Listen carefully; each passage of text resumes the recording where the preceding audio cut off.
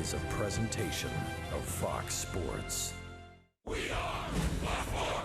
We are Wisconsin.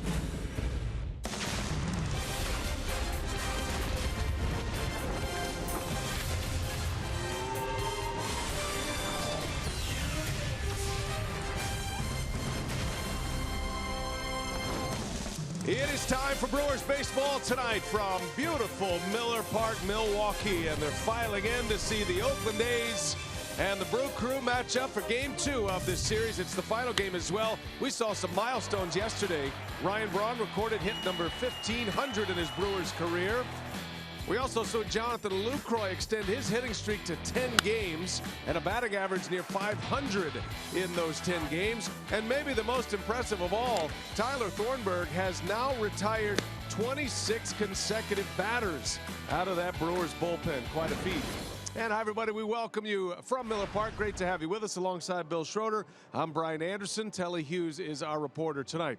Well, we showed you all those milestones, but really the story was Chris Carter last night. 5 RBIs. He hit 2 home runs, a 3-run shot, and a 2-run home run. The former Oakland Athletic was on point last night. Yeah, and it's all about adjustments. I mean, Chris Carter on the last road trip was a little bit pull conscious, so his hitting coach Darnell Coles got him out early yesterday and today working on hitting baseballs up the middle, and you don't do that just by guiding it. It's all about point of contact, looking away, reacting inside, and it's always gratifying when a couple of guys work hard early and then you get immediate results right away. Last night, 3 balls into center field, 2 of them leaving the ballpark, so right away after all the hard work, Chris Carter able to get a couple of home runs, 5 RBIs to give the Brewers a 5-4 lead. And this is the kind of swing that you see from Chris Carter. Amazing power, always on balance, and certainly when he's thinking up the middle, that's where he's the best. Forget all that early work. I think it was the Zubas. Yeah. That's why he's hot now. Carter back in the lineup today, hitting 5th. He'll be matched up against his old team. How about Chase Anderson?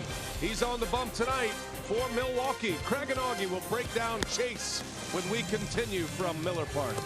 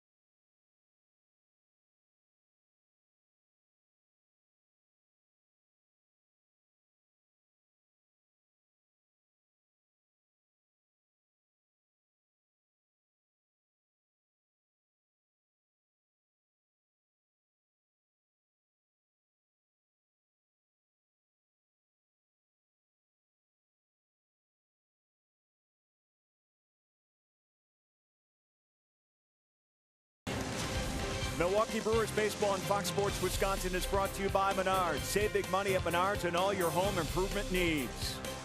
By your local Toyota dealers. Toyota, let's go places. And by Miller Lite, the original light Pilsner. Cheers, it's Miller time. A crisp, cool evening here in Milwaukee. Roof closed for Jesse Hahn and the A's. They're set to take on the Brewers. Look at those numbers from his last start. A loss against the Astros. Wow, 7 earned runs and less than an inning. Not this guy, Chase Anderson, on a roll right now. His last 4 starts, 2-1 of the 2.59. That is good news for Milwaukee because they have turned their season around from May on, and part of that is what Chase Anderson's been able to do, Augie. In fact, when you look at what he's been able to do, back-to-back starts now with Davies as well. We saw with Davies, the no-hitter carries that into the 7th inning. These guys are so similar in style. You think, could that hurt them or help them? But when they're effective, it's a big 1-2 punch. Yeah, when you look at their makeup, they're very similar. They both have a 2- and 4-seam fastball. They have a very good curveball and then a very effective change. The thing that's very similar is the movement and location on a pitch. Both can throw the ball to good locations, and they both have movement. We say the pitch down a zone. Here we see a pitch in the upper part of the zone. Always with some kind of movement on it. Very effective. You go back to the changeup. The ball up in the zone, always having movement on it. It's always effective. You have Chase Anderson coming back, getting the ball down in the zone. When you add these things together, the only difference that you see out of them is effort and execution. When you see him right here, always with the good movement. You get the good effort, you get the good execution. You got 2 guys that are throwing the ball very well. Yeah, they're on the attack. They are not overpowering, but sometimes it looks that way, which is good news. Chase Anderson beat Oakland last year in his only career start against the A's. We'll see if he can do it again tonight. Enjoy the game.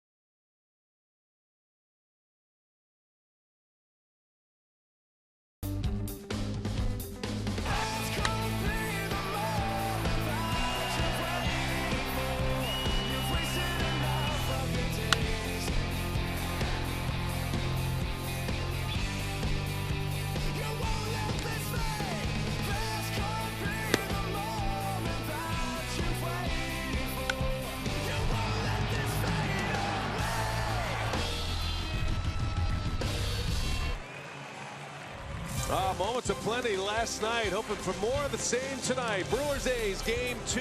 Chase Anderson leads the crew out onto the field.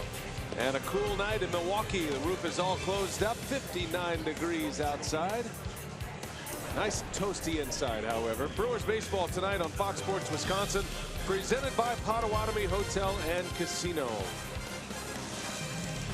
Bob Melvin and the A's. And the final game of this series, the Brewers will see Oakland on the next road trip. It's a 4-game home-and-home series with 2 in each venue. And Bob Melvin's A's come in with a record of 25-33. His lineup is exactly the same as last night, minus the pitcher. He's got Crisp, Burns, and Lowry at the top. Vogt, Butler, and Alonso in the middle with Simeon, Coghlan, and pitcher Jesse Hahn rounding out the Potawatomi batting order for the Athletics. And Rock, that's the lineup that will face Chase Anderson, making start number 12 and starting to put the pieces together. Yeah, he is. His last 5 starts have been pretty good. His last time out, a win against the Phillies in Philadelphia. 5 2/3, 1 run, no walks. Matter of fact, last 2 starts for Anderson has not walked a batter. That's always a good sign. Making his 2nd career start against the A's here tonight. Chase coming off a win. He had a win against the Cubs as well here at Miller Park in mid-May. So he comes in with 3 victories, 6 losses, and that ERA headed south as Coco Crisp trying to bunt his way on a foul ball, and that's how we get it started tonight. Great to have you with us. Brewers and the A's, and then the Mets are coming in tomorrow. 4-game series with the reigning National League champions. And in all, it's a 6-game homestand. We hope you'll make plans to be with us at some point. And if not here at Miller Park, then certainly here on Fox Sports Wisconsin. First interleague matchup of the year for the A's. Last night, Oakland with a late rally. It got close. They were threatening, had the tying run at 3rd base. And Jeremy Jeffress closed the door. It was not easy, though. 2 runs in the 9th inning of Jeremy. But he did notch his 16th save. He saved a victory for Zach Davies, who was fantastic. 7 innings, just 2 runs. Tyler Thornburg continued his masterful season as well. He had a scoreless 8th. And the story, as we mentioned in the open, was Chris Carter and his 2 home runs and 5 runs batted in. So all in all, it was a terrific night for the Brewers, especially for that guy last night. Yeah, he got it back together, hitting the ball back through the middle, as we talked about in our open tonight. A couple of home runs to center field. And Zach Davies, just still another tremendous effort for him. 7 innings, 2 runs. And as you mentioned, took that no-hitter into the 7th inning. That was a Billy Butler 2-run homer with 2 outs in the 7th. That not only broke up the no-hitter, but broke up the shutout as well. Another terrific performance. And then tonight, Rock, you've got a pitcher in Chase Anderson with very similar stuff, similar repertoire as Davies. You wonder if that hurts a pitcher like Chase following a pitcher like Davies when they offer basically the same type of pitches. And pretty much same velocity. I don't think Chase Anderson has as much movement on his fastball, more of a 4-seam fastball. Davies' fastball was moving quite a bit last night, but both have the change-ups. You're going to see more curveballs from Chase tonight than you did last night, but always an advantage, I think, for an offense to see similar styles back-to-back nights. Full count to Coco Crisp, and that's a called strike 3. Down he goes. Drop the changeup in there. Crisp is gone, and a strikeout to start Chase Anderson's night. Well, let's check out the Menards defense for the Brewers. Braun, Neuenhuis, and Flores in the outfield.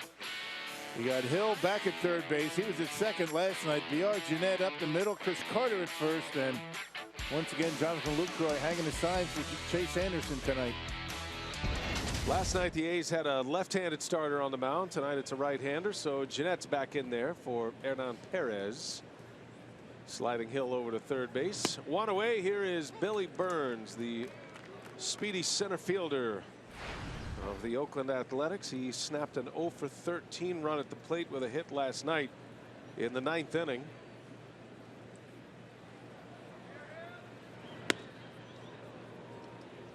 The A's are without 3 of their big bats. Chris Davis, the former Brewer, traded this offseason. He is still unable to play. He's out with an elbow injury. Actually, he got hit in the elbow, but it's nerve problems in his fingers. He can't feel a few of them. So he's not in there. As Braun on the run, and Braun will run it down right at the end of his reach. So Ryan Braun with a nice running catch for out number 2. Yeah, wasn't playing very deep and around toward left, and Burns, hits one in foul territory. Braun having to deal with the tarp in the grandstands over there, making a nice catch.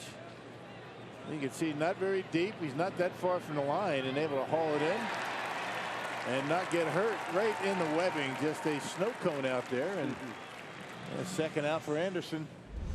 Now Braun very happy to be back in left field this year. He moved back over there from right field where he'd spent the last couple of seasons. He enjoys left field better. You might remember he went to right field to accommodate Chris Davis. And once Davis was traded to Oakland, Braun returned to left field. Now KD said he's having some nerve problems where he got hit by a pitch. And he's lacking feeling in a couple of his fingers, and so he's unable to go in this series. He's disappointed. He wanted to play here, and he loves hitting at Miller Park. But this is the reason why he's out of the lineup. He got drilled by a Scott Feldman fastball. Yeah. Right on the back of that elbow, that funny bone. And although Davis was in the on-deck circle in last night's game in the top of the 9th inning, so if need be, that you're probably going to see him late in the game. No Chris Davis for the A's. No Danny Valencia, who's out with an illness. And Josh Reddick, their 3-hole hitter, is on the disabled list with a fractured thumb. So that's a lot of offense unavailable to Bob Melvin. There's a liner. The shift is on. Jeanette is there. And it's a 1-2-3 start for Chase Anderson. Off and running at Miller Park. The Brew Crew coming up.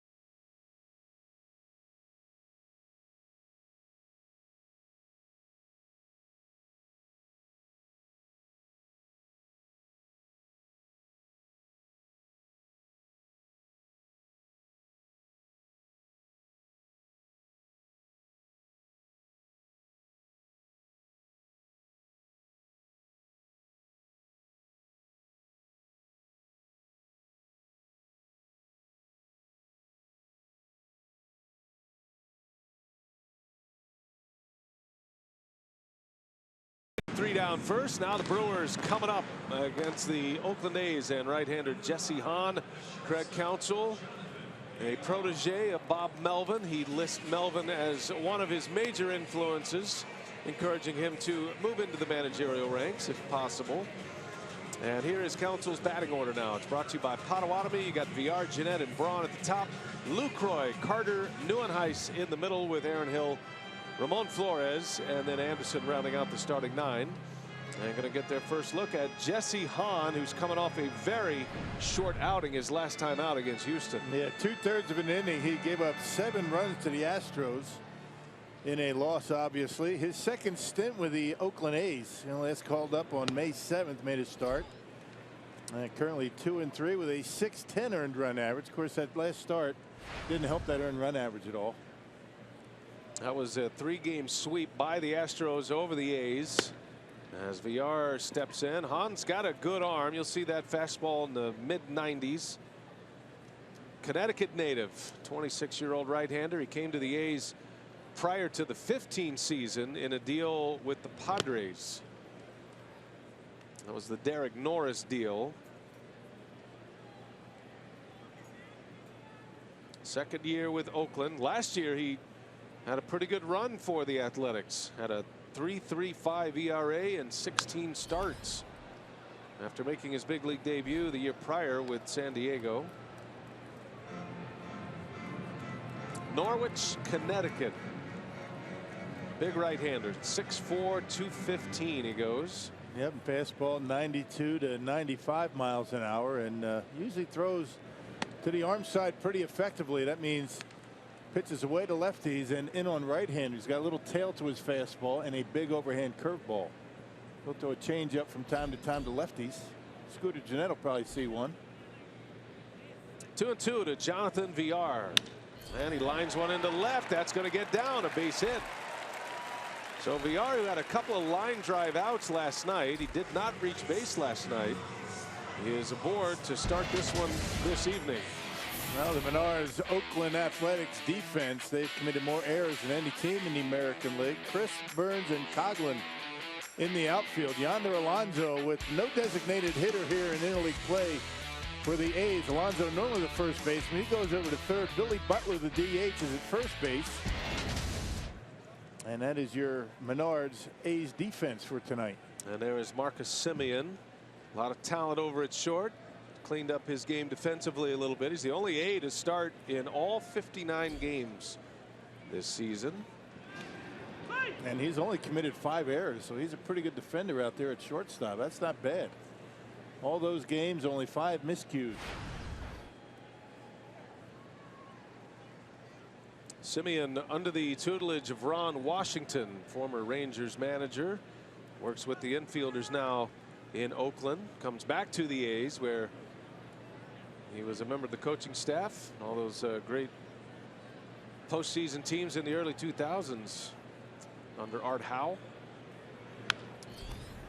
Now Gennett back in there. There's Ron Washington, always colorful Rangers manager.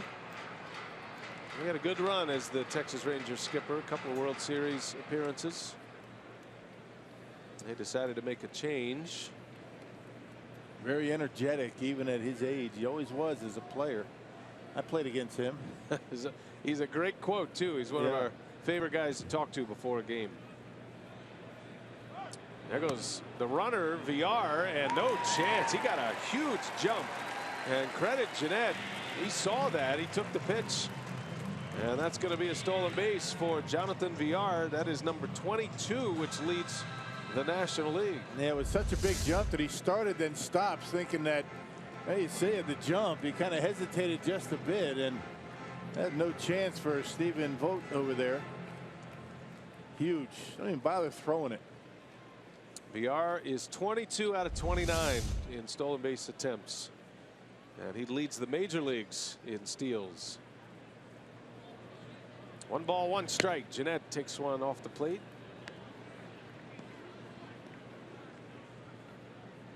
Villar with those 22 bags. Marte with the Pirates is second. And then you go to the American League. Jose Altuve is the AL leader with the Astros with 17. Villar, the former Astro.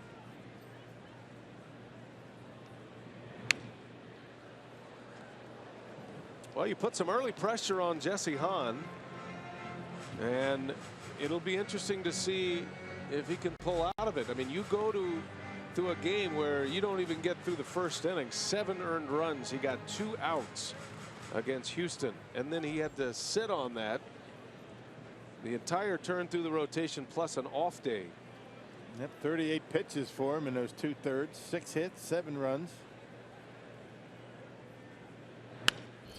And Gennett hanging tough, fouls one away. Big fastball there.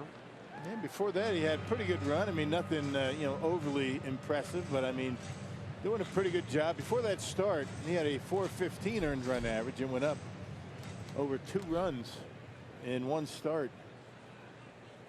He's in some early trouble, early stress pitches for Hahn. Villar with the single and a stolen base. Now Gennett trying to pick him up. And Scooter spoils another one.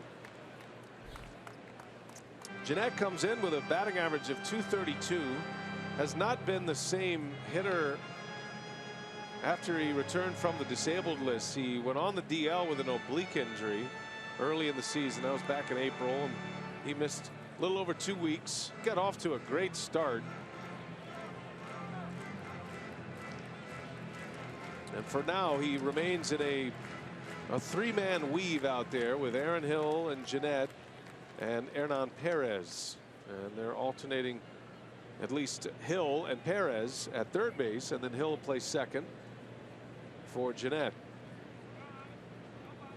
Depends on who's pitching, right-hander or left-hander. Yeah. And regardless of who's out there, Hernan Perez has been very impressive up there at the plate, hitting over 300. Tall right-hander for the Oakland A's tonight. 2 balls, 2 strikes on Jeanette. And now VR takes off, and that's going to be a base hit. And an easy RBI for Jeanette. VR scores the run. Back-to-back hits with VR on the move. Jeanette delivers, and it's 1-0 Milwaukee. Yeah, if a 7-pitch base hit to left can be an easy RBI, but I get what you mean. VR had that base stolen, and Jeanette able to find the hole in the left field, and Cedar obviously not even slowing him down. Pitch away, and that's a nice approach by Scooter, getting on top of it. And he had to shift up the middle with Simeon, and the Brewers take an early lead.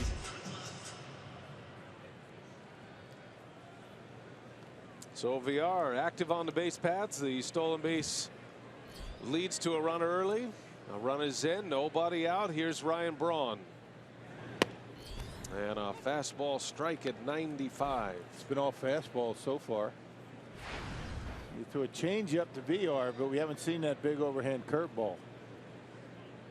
Look at the numbers for Braun. They jump off the page. .335 hitter, second best batting average in the National League. 9 homers, 33 driven in.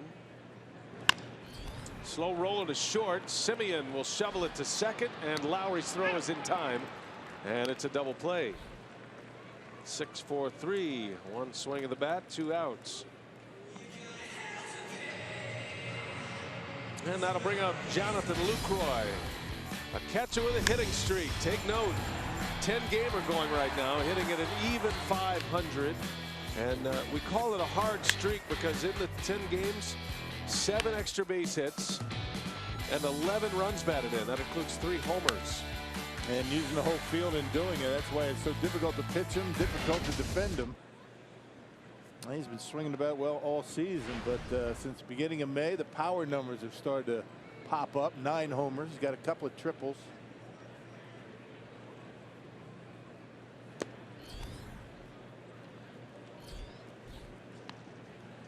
Now Lucroy continues his great pace at the plate.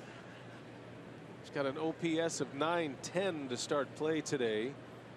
On base at .374. He's slugging over .530. Just great numbers offensively for a catcher. And the thing about Lucroy, he's playing just about every day. He's rarely out of the lineup. He's been utilizing the scheduled off days. That means Martin Maldonado is having a hard time finding the playing field. But Lucroy says he's healthy. He feels good. And when he feels good, he's going to play. If he feels like he's banged up and needs a day off, he said he would let Craig Counsell know. And there's always a favorable matchup with Lucroy at the plate. He hits all pitchers, all varieties. Yeah, 48th start behind home plate for Lucroy. Only Yadier Molina has caught more than Lucroy in the National League. But for that matter in all of baseball. It's his 48th start. This is game number 59. And that is pretty rare for catchers and the beating they take. Hard hit ball, backhanded by Simeon. Nice play. And the throw is in time. The inning is over, but the Brewers score in the first. Back-to-back hits. Jeanette with an RBI. It's 1-0 Milwaukee.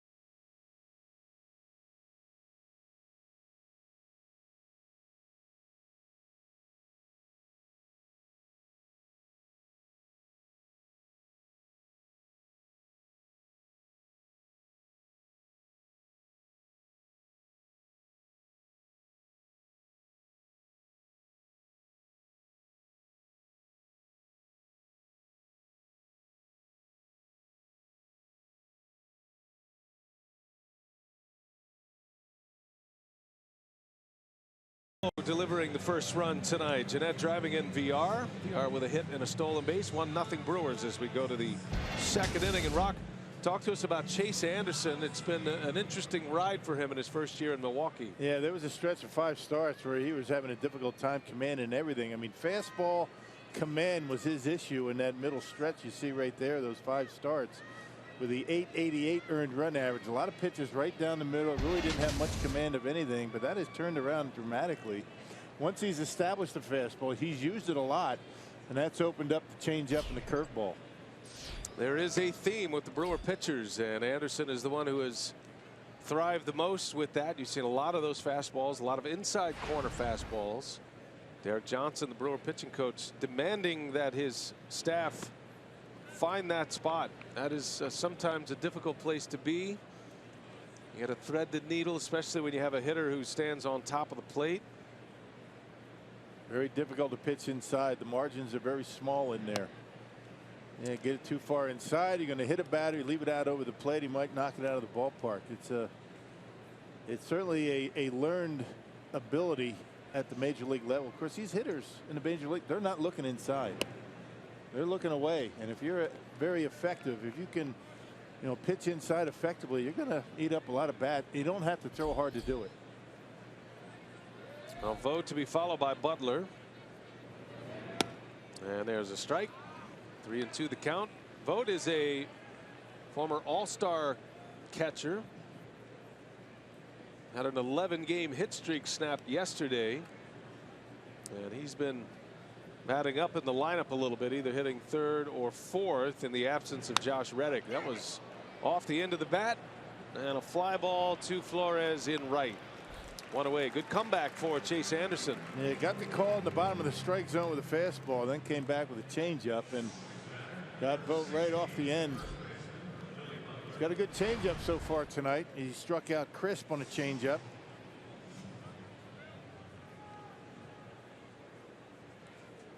Billy Butler now hit his 2nd home run of the year. This is a guy that has had some big power numbers, especially in his days with the Royals.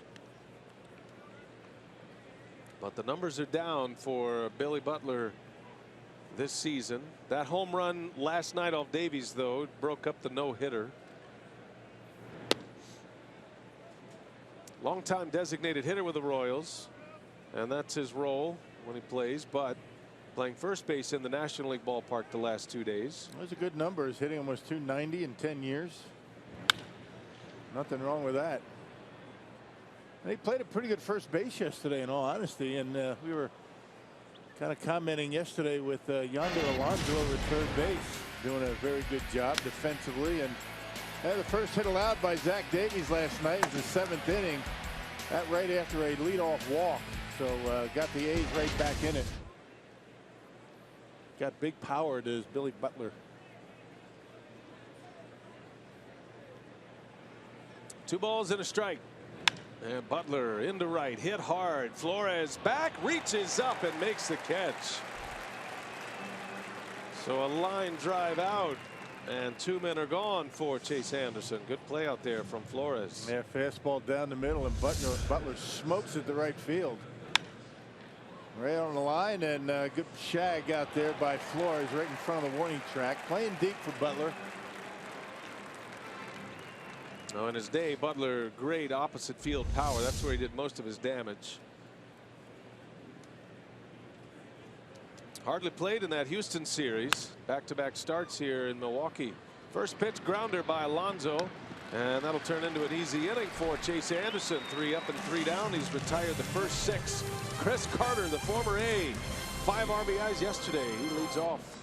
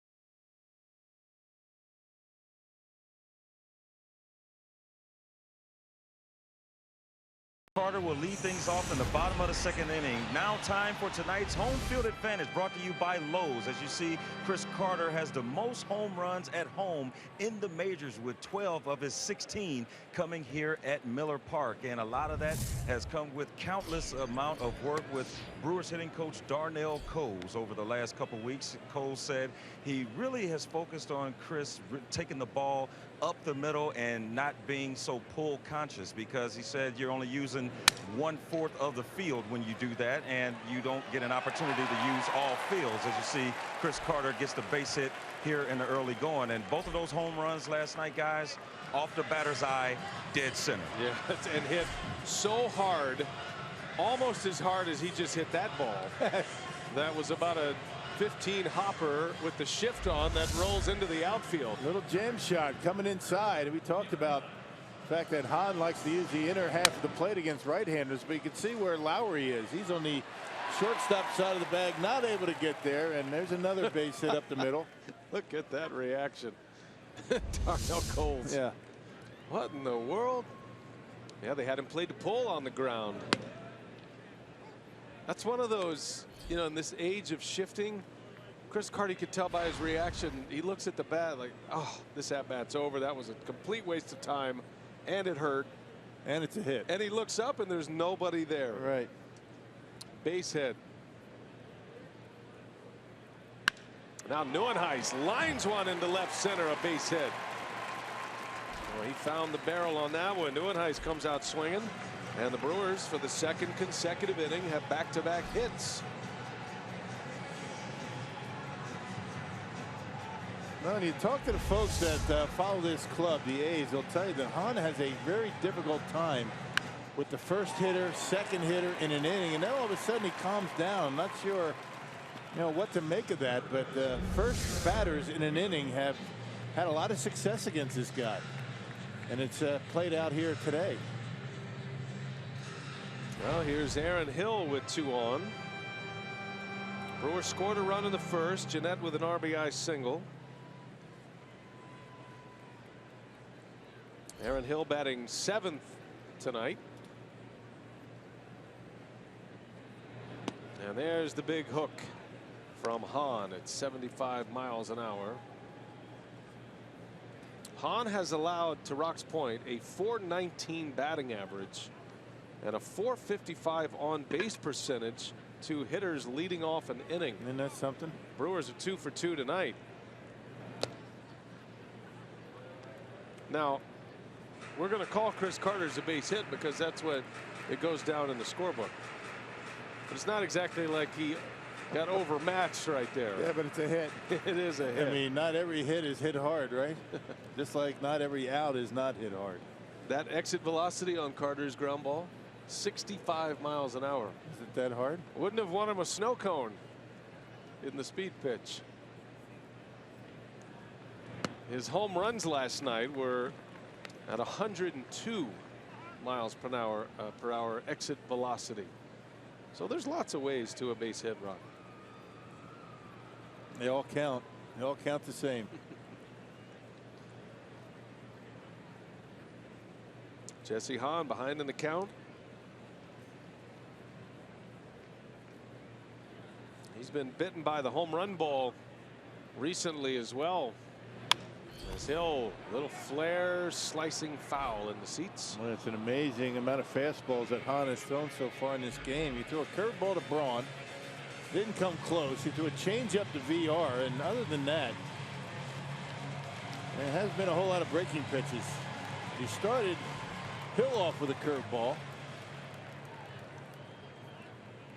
But the scouting report on this guy is that he will throw some pretty good overhand curveballs. We haven't seen too many. Hahn has allowed 6 homers in 31 innings leading up to this start here today. And a chopper toward third. That's going to roll foul. Hahn had been up and down with the Padres 2 years ago, up and down last year as well. But in those 2 major league seasons, when he was trying to find his footing in the big leagues, he'd only given up 9 homers. So to give up 6 in 31 innings this year leading up to this game.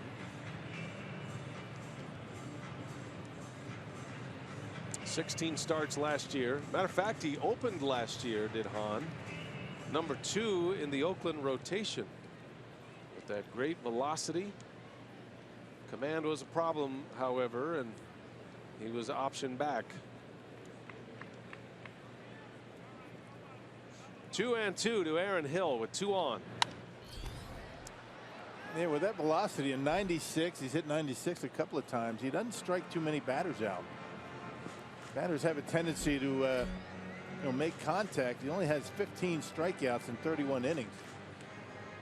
Yeah, curveball as low as 75. He's only throwing maybe 2 or 3, and the fastball up at 96.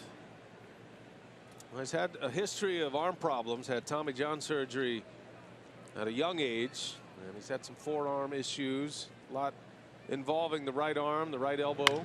There's a ground ball to short. Simeon up with it to second. 1 over to first, not in time. Hill able to beat it out. And the runner Carter advancing to third. So runners at the corners with 1 away now.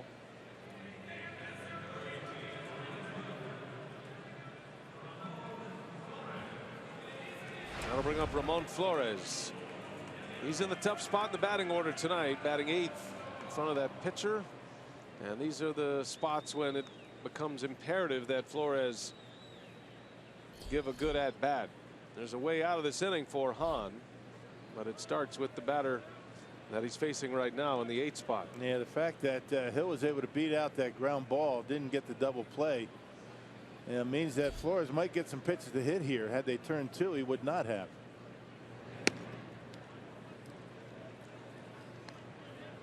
Ramon Flores came to the Brewers from the Mariners. Luis Sardinas deal. He was traded by the Yankees to the Mariners last year. And he's been able to find a home here in Milwaukee. Comes in batting .225. A slap hitter. Working inside is Hahn again. Missed twice in there. Now he's down 2-0.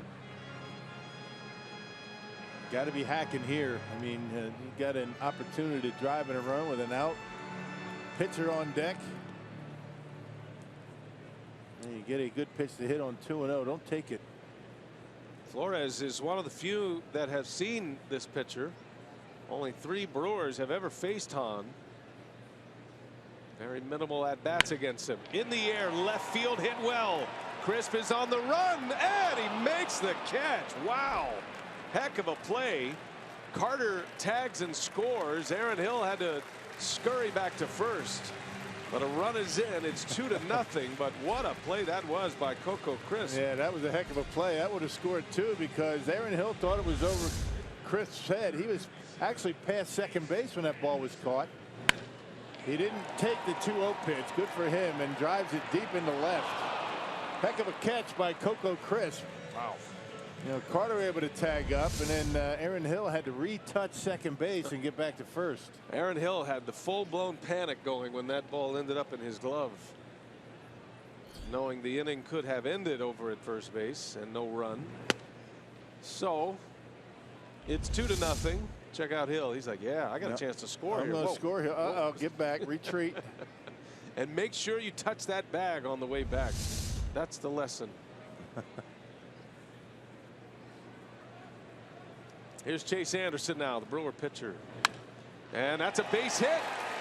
Into right field it goes. He almost took out Aaron Hill. And Chase Anderson delivers a single, his first hit of the year. First hit as a Brewer. There's a bullet too into right field, and Anderson saying, you're going to keep throwing those fastballs. I'm going to swing at one. Able to go on top of it and line it out there into right field. Because Anderson had to wait for that ball to get by him. He's happy to get into third base. No way he's going to be able to get to third. That was his 100th career at bat in the big leagues. Chase Anderson, his 7th hit. And a quick trip to the mound by pitching coach Curt Young. And by my math, that's a 70 batting average for a career. 7 for 100, right? But he has one. He's got one. Absolutely. Right. Keeps the inning going. Top of the order now. Jonathan VR. The Brewers' hottest hitter. Tell you the way VR's going, the way Lucroy's swinging the bat. Ryan Braun's always great. This lineup can give you some trouble. Yeah. They had a tough time in Philadelphia scoring runs. They had a lot of base runners, but were lacking in the runners in scoring position numbers. And tonight's game, Brewers have 3 of the top 4 hitters in the lineup hitting over 300. Yesterday had 4 with Perez in the starting lineup. Hernan Perez over 300. And with runners in scoring position, he's been a tick better.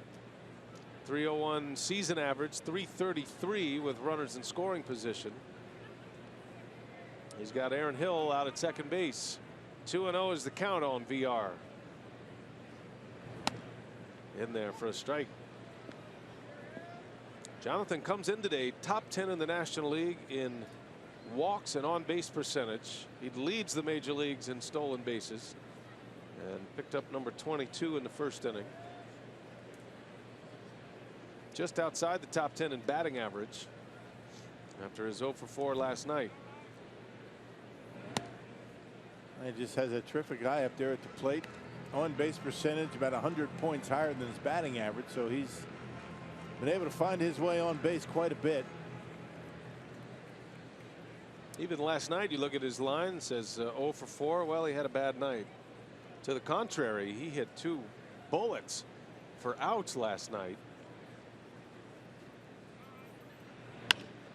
Got jammed here on the ground to short. Semien will go to first. Close play, and he is just out. VR thinks he's safe. Yeah, I don't blame him. That was pretty close. I mean, VR leaping at the bag. I mean, that's not a good idea. A good way to jam an ankle. Great Counsell wants his guys to take a look at it in the clubhouse. Ooh, boy, that's a bang, bang. Boy, that's a good way to blow out an ankle right there. Watch the way he leaps. Goes after the bag, and I'll tell you what, I'm not sure there's enough to overturn it, but what an effort by VR to get over there at second base or first base. So they will take a look at this. Craig Counsell issuing a challenge, and they'll ask the umpires in Chelsea, New York at the replay center to take a look. And I guess it all depends on the kind of angles they're going to get. Now remember, the ball is not in the glove of the first baseman or any fielder until it actually hits leather. So it's not just that it disappears, but it has to make contact with the glove. And it may seem like we're splitting hairs, but that's what it comes down to sometimes. That's what these replays are all about these days. I mean, bang, bang plays like that, and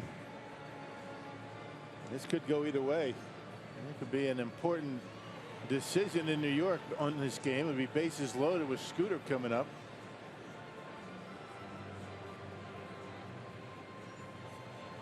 Now remember, the call on the field is out, so is there enough evidence here to overturn it? It's going to be the major question. This is going to be one of those frame by frame jobs, those reviews in New York.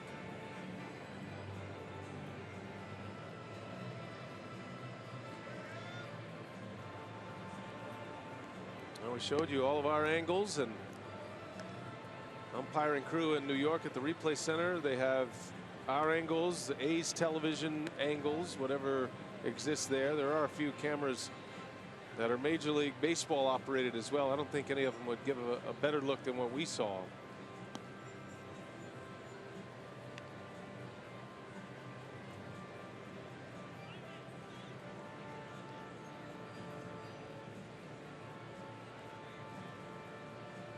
Well, the longer it goes, the better for VR. That's the crew chief over there, Dana DeMuth, along with the calling umpire, Greg Gibson.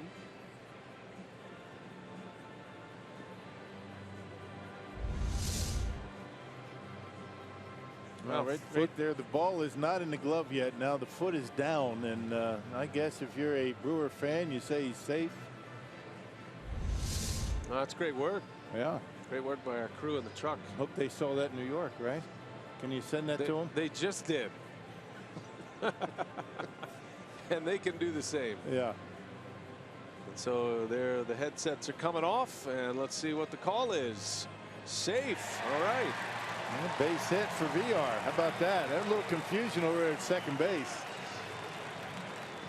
And it took Simeon a while to uncork it and send it over to first. I think he was thinking about a force at second, but couldn't get that. And VR hustling all the time, able to beat it.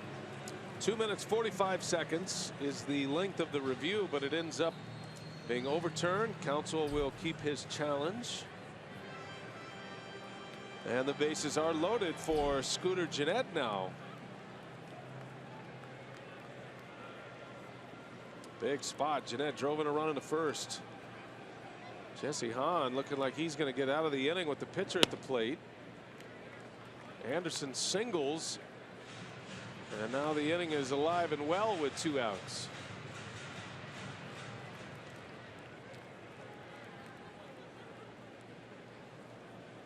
All 3 good runners on the bases, even the pitcher Chase Anderson, right off the end of the bat for strike 1.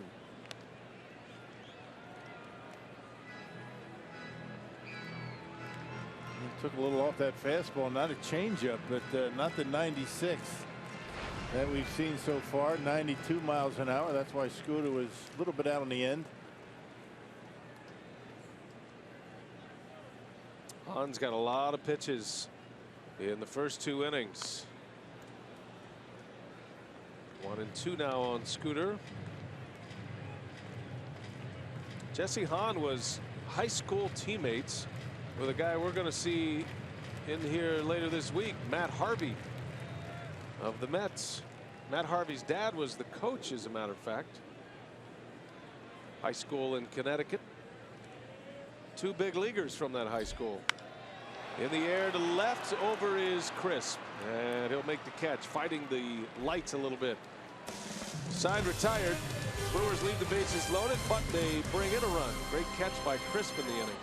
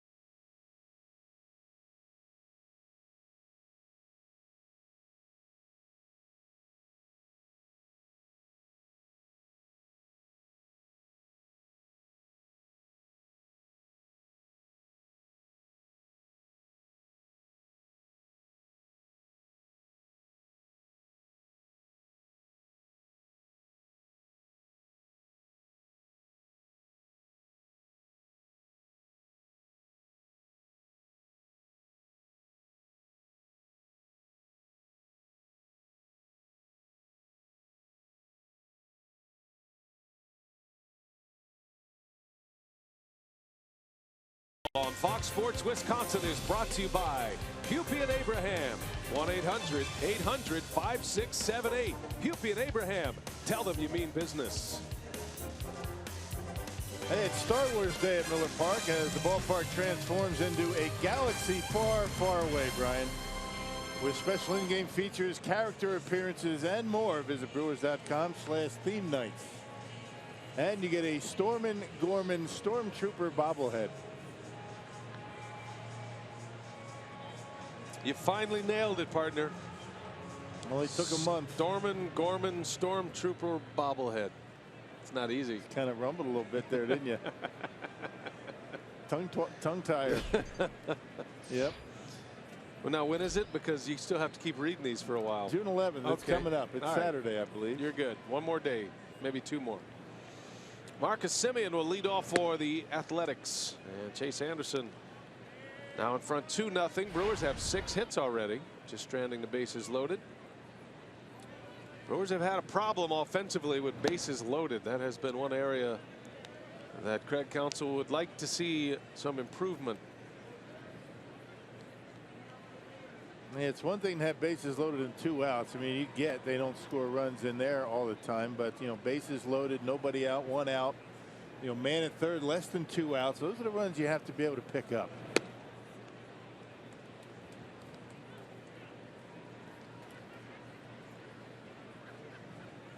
Coghlan to follow. A's are at the bottom of their order with Semien, the 7th place hitter, who has some pop. He leads all American League shortstop in homers with 11.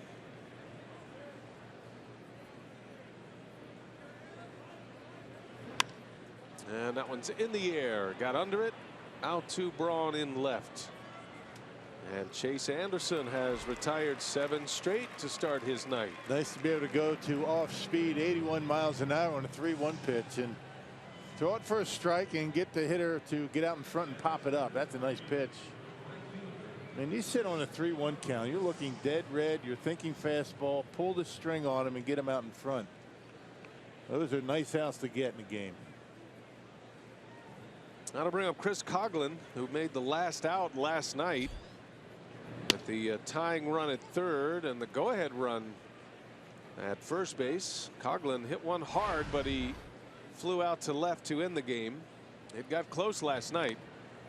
Brewers led at 1.5-0, and then the A's chipped away with a couple, and then they scored 2 more in the 9th inning before stranding 2 on to end it. And the A's on the road continue to struggle. They won their first 7 road games, and now they're 5-17 since that time. Meanwhile, the Brewers have played well here at home recently. That game over 500 for the season. Took 2 out of 3 from the Cubs here at Miller Park. It's the best series win of the year for Milwaukee. Oh, it tied him up. Good pitch, fastball inside, and Coghlan a defensive swing, and it's the 2nd strikeout for Chase Anderson. Yeah, that's that fastball in, right? Not a strike. It was a little bit in off the corner, but Coghlan completely fooled. Not sure what he was looking for, but tries to hold up, couldn't, and gets the strikeout. 2nd strikeout for Anderson. Pitcher at the plate, Jesse Hahn, who spent a little time in the National League. And wait, trying to get the helmet on. It seems a little snug. Well, he's got the ear flap in the right place. That's important. Yeah. You can't go up there with the right flap when you're a right-handed batter. You can, but it won't do much good. Right. It's not illegal to go up there, but you lose a lot of cool points when you do that. Right. He's had a little more experience at the plate than the starter from last night, Manaea. His time in the National League with the Padres last year, or 2 years ago.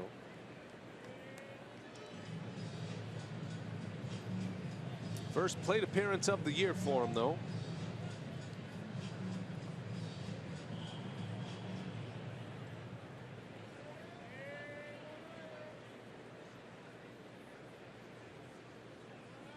Two and 2 the count, and he got him. Anderson strikes him out. Back-to-back Ks, 9 up, 9 down to start the game for Chase Anderson. Mark Attanasios here. He'll join us when we continue from Miller Park.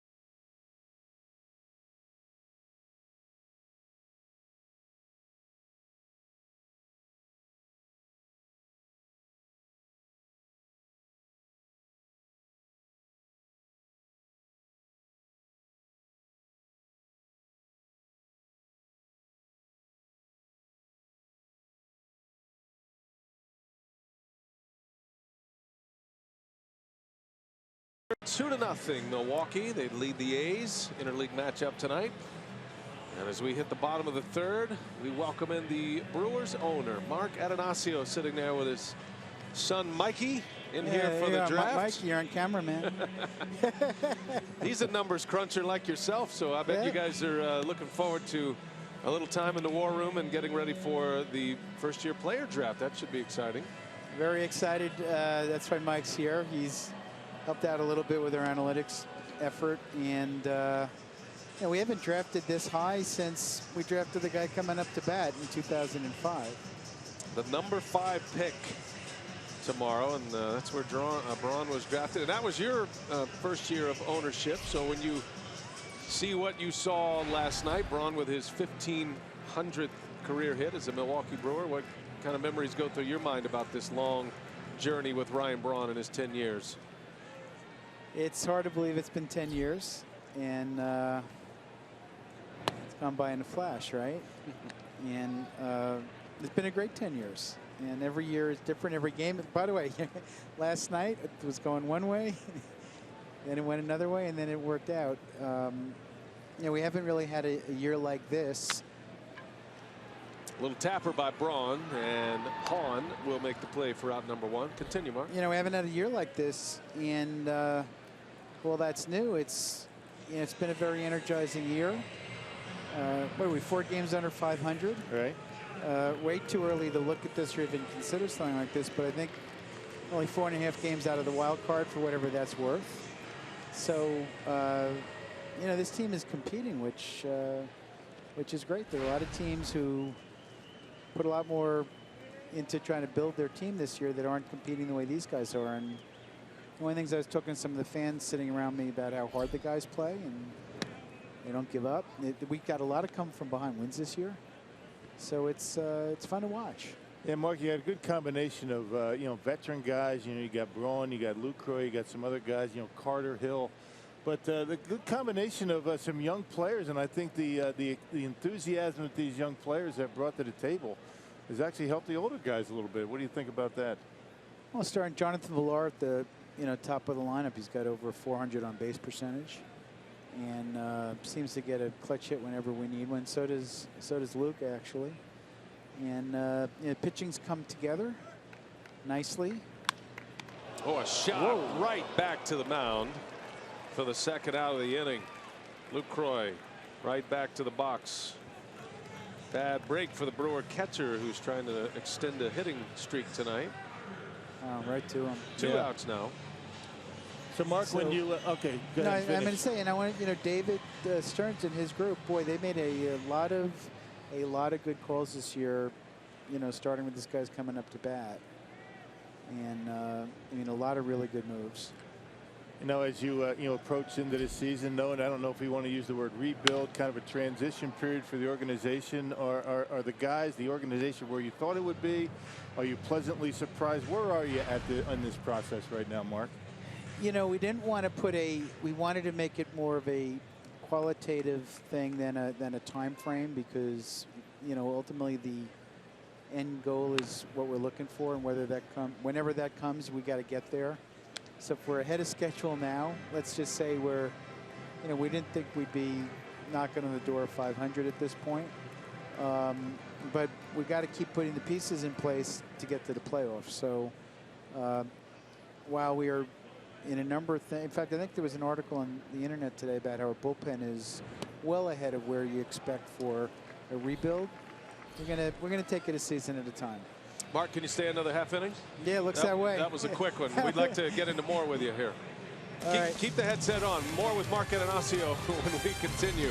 2-0 Brewers.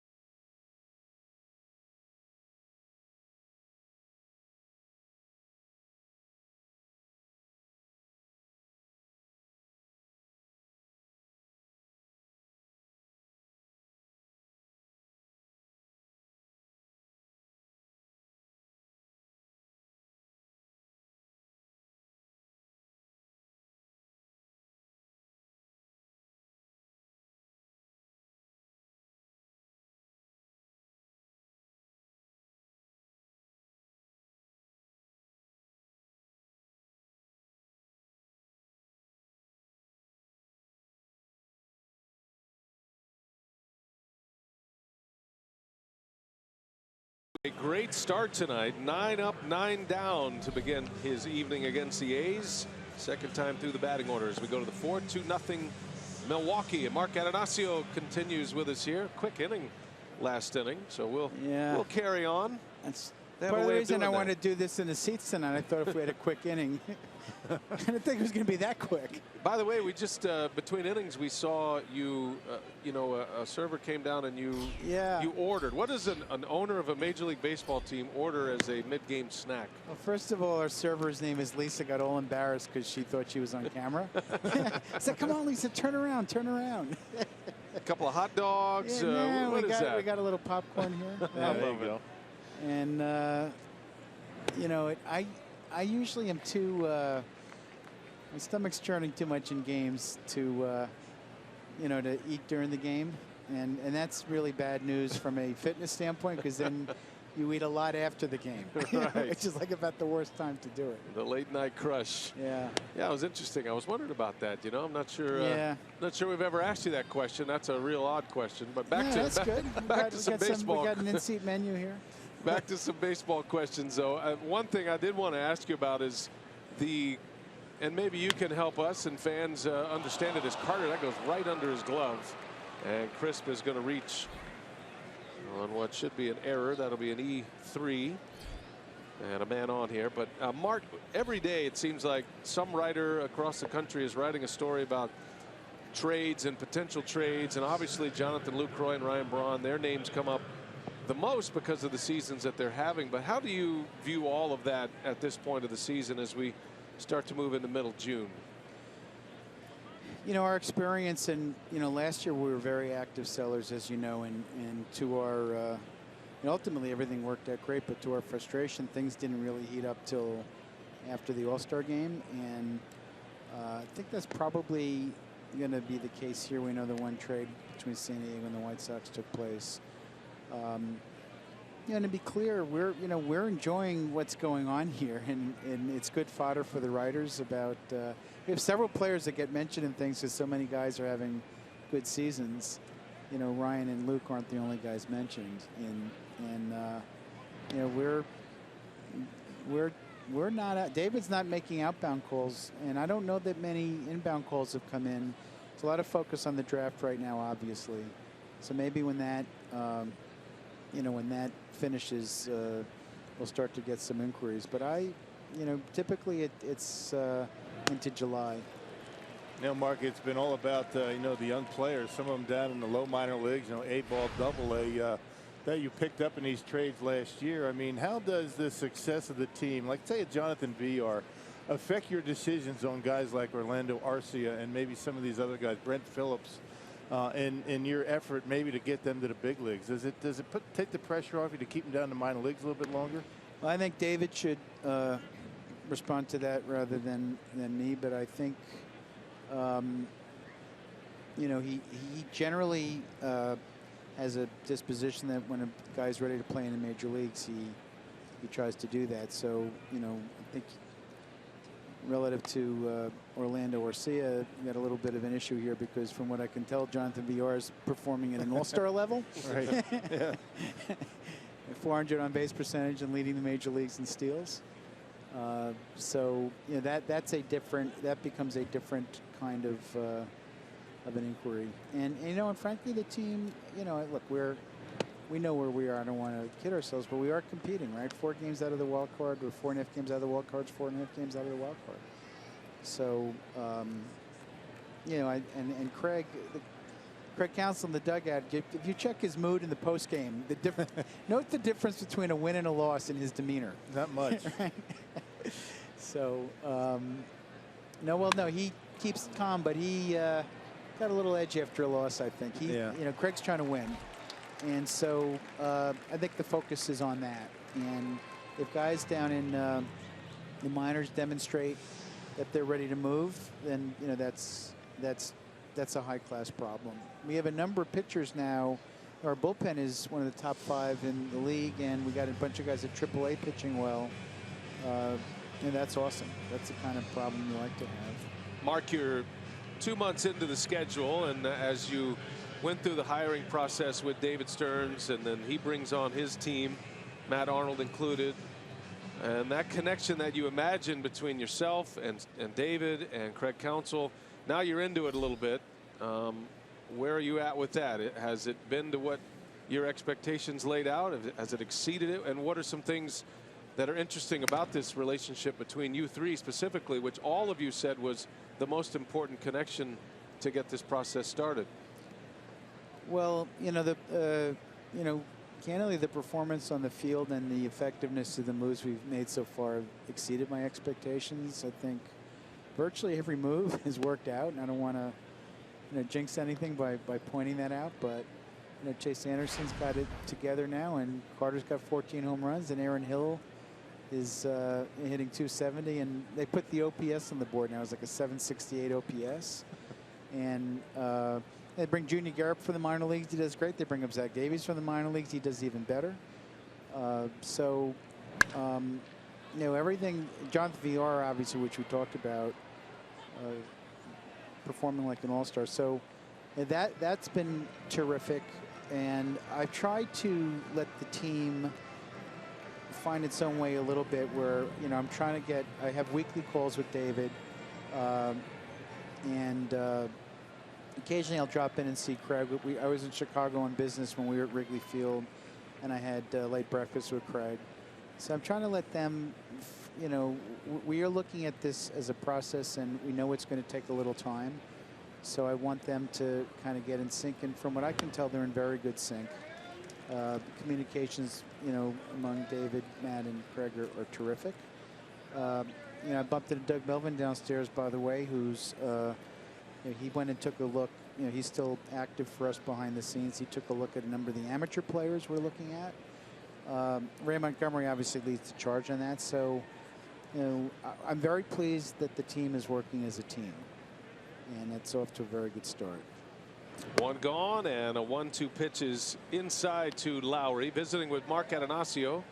And you mentioned you're here for the draft that starts tomorrow. Can you give us a little bit of a sense how that works and what the process is for that? What's your role as you go into the war room for draft day?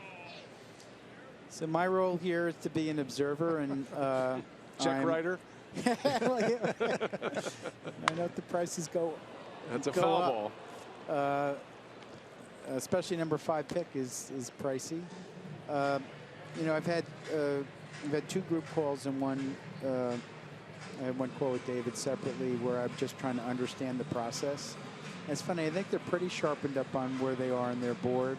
And David was being cagey with me last night, and I'm just trying to make sure the process is as robust as it can be.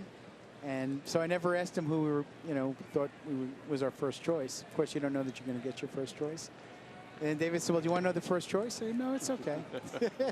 We'd like to know, actually. And then he said, come on, I'll tell you. I said, no, it's okay. I'll find out when I'm there. It's kind of fun. It's actually more fun this way, right? It's going to, it's like sometimes when you have a baby, some people want to know what the baby is and some want to be surprised, right? The 5th round baby, or the 5th pick baby, right? bonus baby. You see the picks there. Yeah. The number 5, 46, 75. The Brewers have 4 of the top 100. And new amateur scouting director Ray Montgomery. This will be his draft. Everybody will be involved as Lowry skies one to shallow center field. Neuenhuis coming in. He makes a play for out number 2. Well, Mark, this is Ray's second draft for us, right? Right, and, second draft. He did real, in terms of the performance of the guys we have that he picked last year, starting with Trent Clark, we're doing real well with that. And I'm very interested to see what happens tomorrow. Be fun. It's a great process. I think when you're in the position the Brewers are in right now, after suffering through last season, this is the reward for it. And you try to build quickly. In the minor league system, I know you're proud of what happened last year, really starting with Doug Melvin, but then the continuation with David Stearns. But the minor league system, by all accounts, all the scouts you talk to, those who evaluate systems, they rave about the Brewers system. It is at the worst top 10 in all of minor league baseball. Some experts have it as high as 5th best, which is hard to quantify when you get to that point. But what do you think of the way things are shaping up in the minor leagues right now? Right, and I actually think Fangraphs for a while had us #1.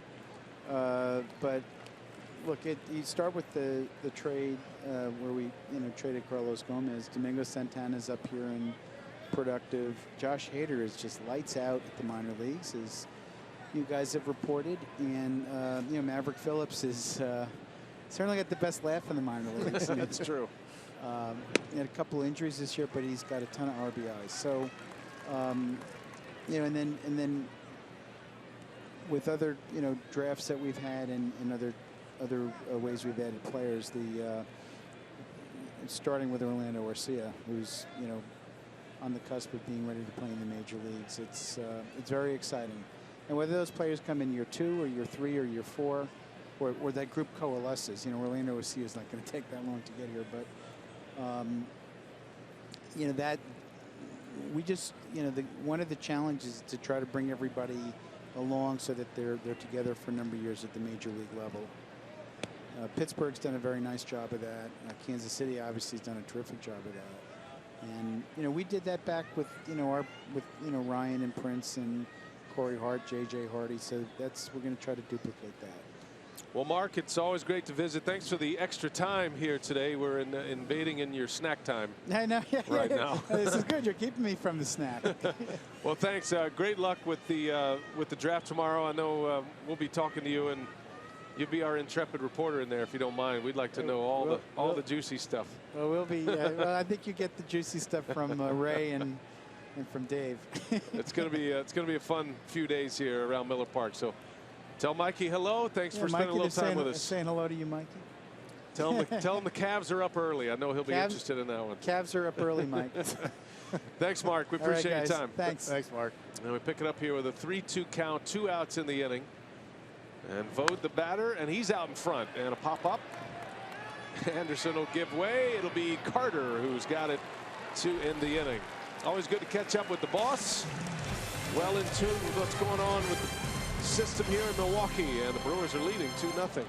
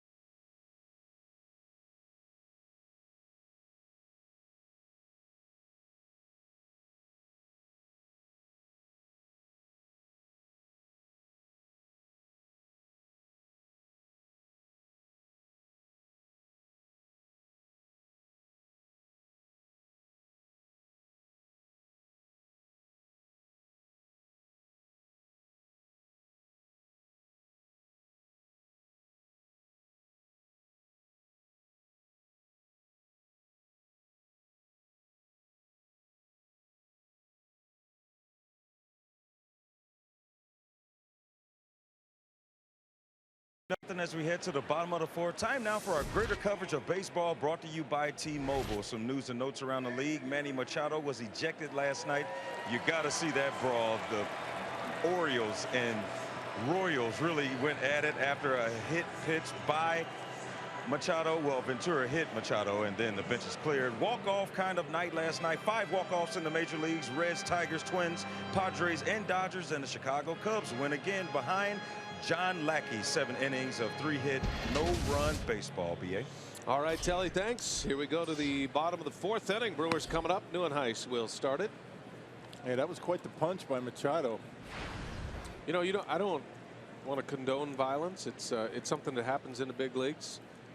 Certainly don't want to see that drift down into the amateur levels. But there is something to be said about the old school Major League Baseball unwritten rules that players police themselves, Right. and it's been Yeah. taken away Right. from the game a little bit, and that's been the big topic after this brawl last night with Machado, frankly, just tired of being thrown at, and Ventura's been a part of it. They threw at him twice last night, and he went to the mound, and it would be unlikely that Ventura would throw at him again. Right. Well, I tell you, that's the emotion of the game, and it's been pretty much taken out of the game. And you know, one of the things that you hear from fans quite a bit is that why don't players show emotion anymore? Well, you see it with the bat flips, you see it with all the antics that guys, you know, do when they strike a batter out or they win a ball game and things like that. But it's the other emotions that are kind of lost in baseball, the frustration. And you know, Major League Baseball has said that they don't want that anymore, which is probably a good thing. You don't want to be guys, you know, fighting all the time, but it's a way to police the game. They got the guys do it themselves, and you know, umpires have been mandated. They don't allow that stuff anymore. You can't throw at a guy, and that's just the way the game is. It's changed a lot of ways. Neuenhuis rolls one through, another base hit, and it's another leadoff hit for the Brewers tonight. They are 3 for 4 against Jesse Hahn with their first batters of an inning. Neuenhuis is 2 for 2 now. His stellar run at Miller Park continues, hitting well over 300 in this venue. And a change up that time, and Neuenhuis able to get enough of it. Didn't hit it hard, but you know, the A's had that mini shift on, and he's able to muscle one up into center field for a leadoff single. So here is Aaron Hill now. The Brewers have 7 hits tonight. Stranded the bases loaded in the second. Hill got jammed a little, and Burns will make the play for out number 2. I think baseball, you know, I mean, they've gone one way, and there is a lot of legislation in the game, and umpires are given a lot of responsibility of trying to decide if a batter is thrown at. Chase Anderson was involved in an incident here with Alfredo Simon of the Reds. But I think I'm with you on this one as far as the old school mentality of players policing themselves, and that kind of keeps things in order. So if you're going to try something, there probably is going to be some kind of retribution down the road, and you have to be willing to accept that and understand that. And you know what that does, it you know, things don't foster, they don't kind of fester, and you know, that deep-seated animosity continues to grow when you're not able to really take care of an issue. And once you're able to take care of it right away, you know, things kind of die. It's all over with. Ramon Flores with one away.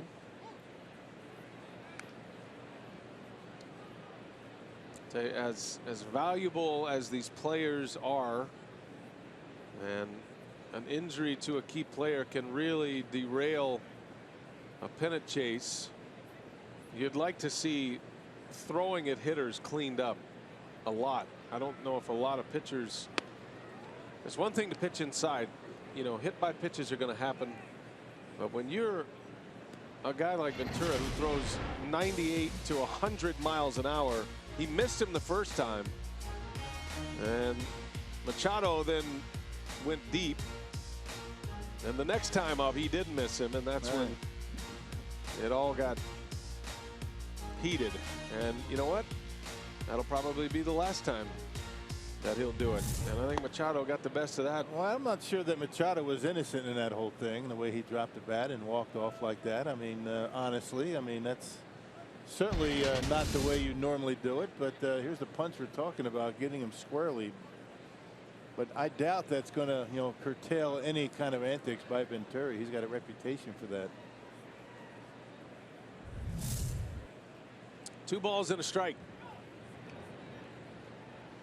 Well, if you have a reputation, it's something you're doing regularly, then it's going to get you at some point. Well, you can't keep that going. Well, the point is, I mean, back in the old days, I mean, you know, his own teammates would tell him to clean that stuff up because they were getting thrown at. And that's the point we're making right here, that it kind of just festers and nobody does anything about it. And guys like that get away with it. And guys that had reputations like that back in the old days, and not that long ago, you know, 10, 12 years ago, 10, 15 years ago, their own players would tell them not to do that because it was costing them. Good point.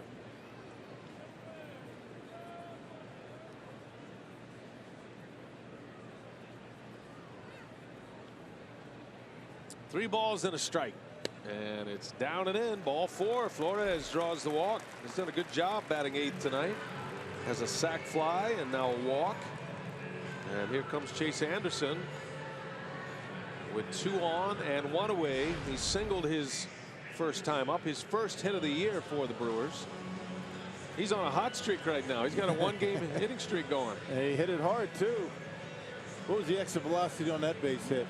I would guess around 90. Little hundy? I don't know about 100. No. I can't give him 100. It was a bullet. A pitcher bullet. If we don't know, let's just say 100. We have the technology to find out, you know. It was 85.2. But that's pretty good for a pitcher. Good. That's like 100. Hey, let's end that discussion right away. Don't let the facts get in the way. No, right. We can lie for a guy, can't we? Expecting a bunt, the A's. They're creeping in, and Anderson pulled the bat back.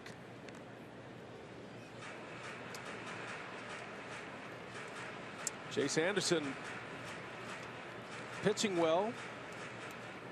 4 scoreless innings. Just the lone error. That error by Carter at first base for the only base runner for the A's.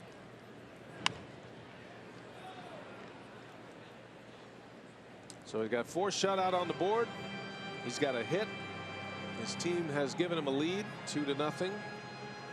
Brewers are trying to win back-to-back games here at Miller Park and make it 3 in a row overall. They won the finale of the Cardinals series, with the Mets coming in tomorrow.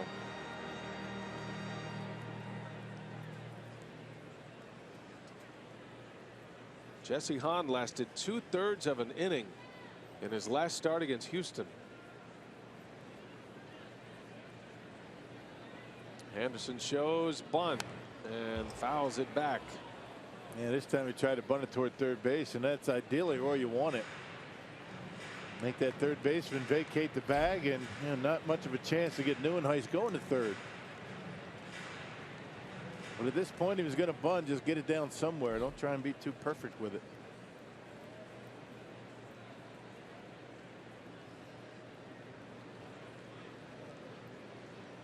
Well, let's see what he does here. Ace corner infielders are creeping in. They're expecting a bunt. Shows it early, and he gets a bunt down. That's a good one.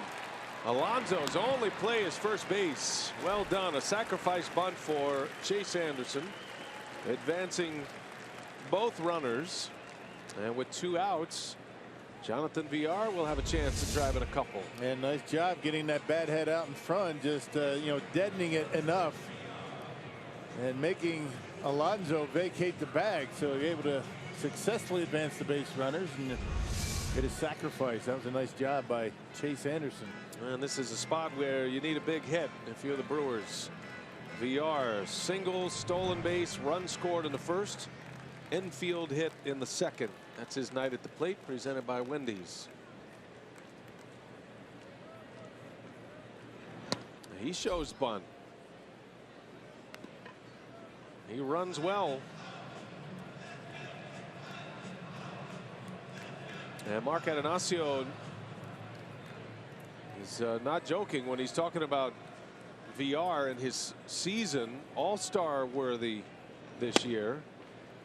He has been among the top producing shortstops in baseball this season.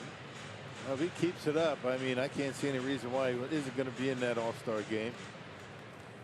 And not just offense either. I mean, he's been stellar defensively. 2 balls, no strikes. And a breaking ball looked like a cross-up. I don't think Vogt knew what was coming there. Yeah, but if you're looking fastball, you get curve, you have a chance.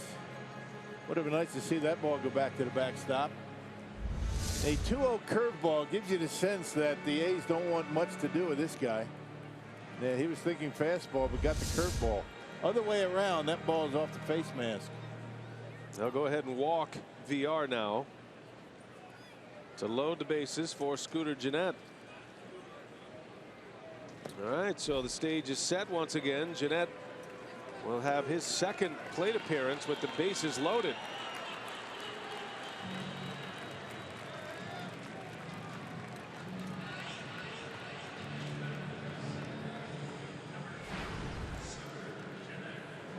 Gennett flew out to left in the second inning. That ended the inning. Stranding 3. Drove in a run with a single in the first. Big spot in the ball game, even though we're early here. A lot of pitches for Hahn. And Gennett, little jam shot. That's going to fall. A base hit. Neuenhuis is in. Flores right behind him. 2-run score on a little flare by Gennett. Yeah, jam shot, but looked like a line drive in the box score. So 3 RBIs now for Scooter. Now with the bases loaded, he's not messing around. First pitch. Hahn able to get it in on his hands. That pitch inside, he fights it off into right field for a couple of Badger Mutual Insurance runs of the game. Coming early here in the 4th inning. Gennett now with 3 runs batted in on 2 hits, and that's going to be the end of the line for Jesse Hahn. So another short start. The A's will go early to their bullpen. 4-0 Brewers, still 2 outs, runners at the corners, and we'll take a break, set up the new hurler right after this.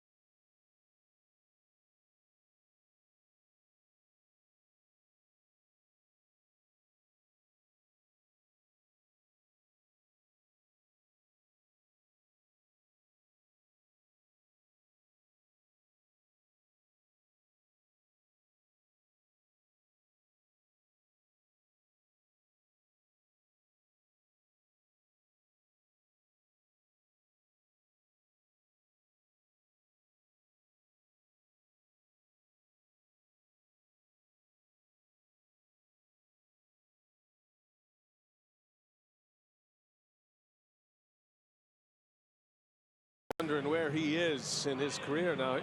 He didn't make a bad pitch to Gennett, but it was a little flare that produces 2 runs with 2 outs. And Badger Mutual Insurance runs coming in, and that's the last hitter that Hahn will face here. Yeah, a lot of fastballs, you know, from Hahn, and I think the Brewers really didn't pay much attention to the breaking pitch, the curveball tonight. Didn't throw too many.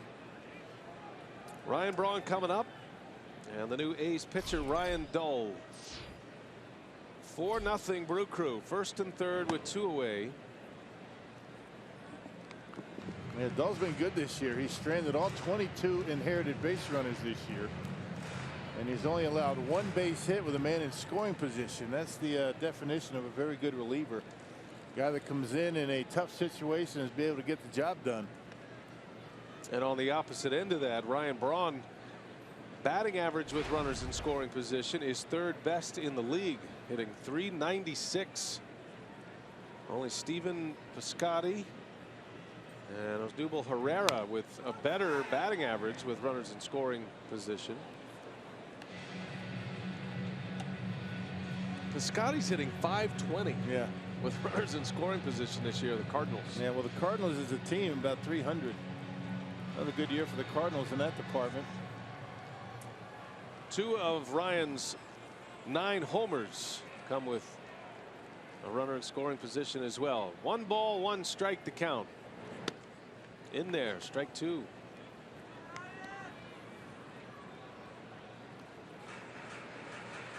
Braun didn't like that call. Jesse Hahn goes 3 2/3 innings, 8 hits. At this point, 4 runs all earned. And another tough day at the ballpark. Braun chases one, and he's gone on strikes. That will end the inning. You don't see Ryan do that very often. Brewers strand 2, but they get 2. Jeanette drives in a pair. It's 4-0 Milwaukee.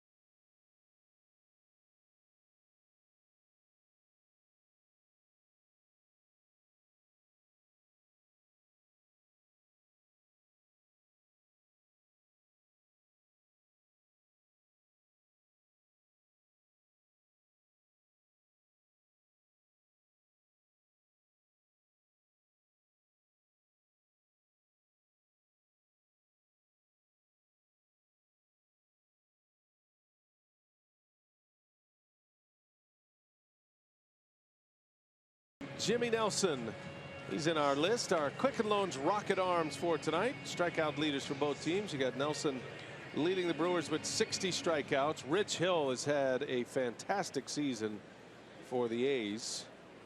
But there's a little bit of news on the injury front with him. And the A's are a little concerned on Rich Hill, who is among league leaders in ERA in the American League. Chase Anderson back to work. 4 innings, all zeros. There's been an error. Chris Carter committing an error at first base. And the only base runner for the A's tonight. A rare error for Carter. Haven't seen him do that all year. He's been very good defensively. But it happens.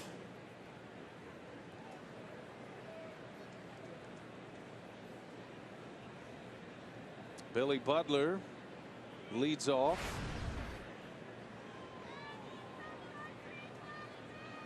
Last time out, Butler lined out to right, hit it sharply, and lined out to Flores in right field. Yeah, I was looking at a note about Rich Hill. I think he's going to miss his next start as a groin injury, and for a guy going as well as he is, terrific comeback story. A little bit of a setback. He's really one of their only consistent starting pitchers right now. Yeah, that's been a big problem for the A's all season. You know, that starting rotation in and out. Sonny Gray was on the disabled list, one of their bright young pitchers. He's back.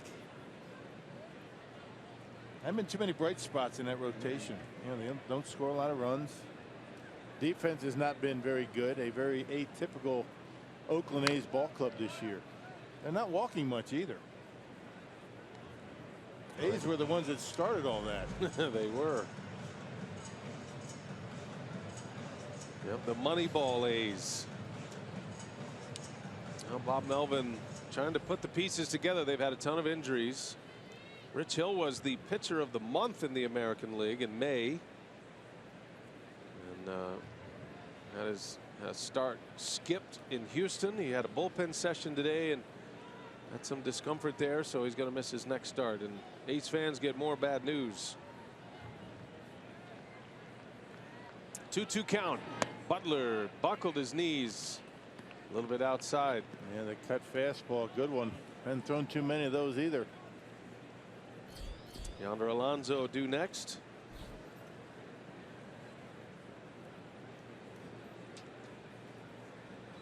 Payoff pitch coming.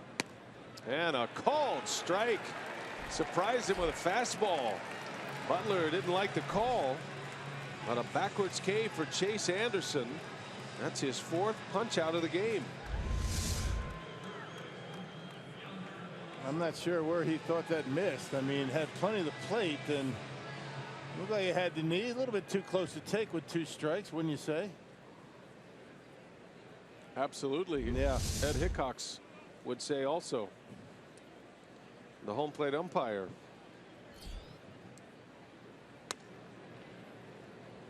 Yonder Alonso now. Ground out his last time up. Hit it right into the shift his last time up. Right to Jeanette. There's a strike. A changeup from Anderson. Boy, he's got it all going tonight. Yeah, he's got a good one. Good changeup. He's been able to locate his fastball well, and it all starts with the heater. The number 1, the fastball, able to work it inside, keep it down in the strike zone. Hot shot foul.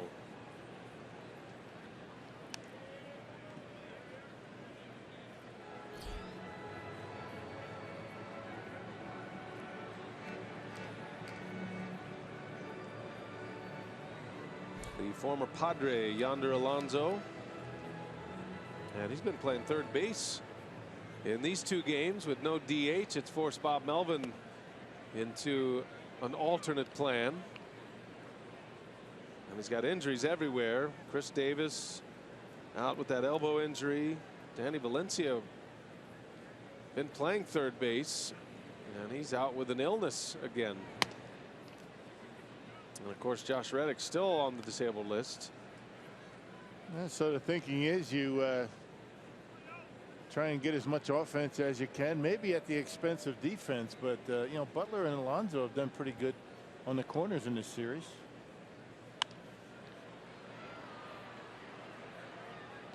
I thought Alonso has held his own at third base so far. Yeah.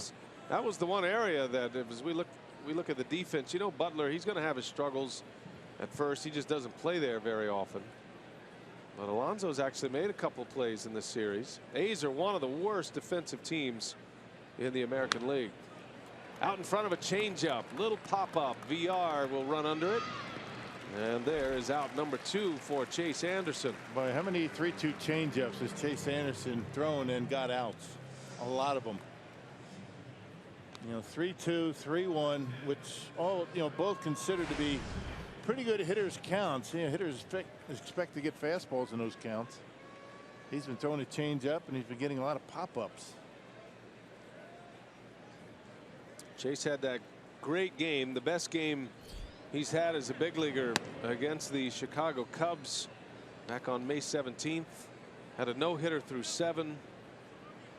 He got a strike away from a complete game shutout, but back-to-back homers by Hayward and Chris Bryant. There's a little liner in the left field. Right there is Braun. 3 up and 3 down. Chase Anderson. 5 innings of no-hit ball. Brewers are coming up 4-0 lead.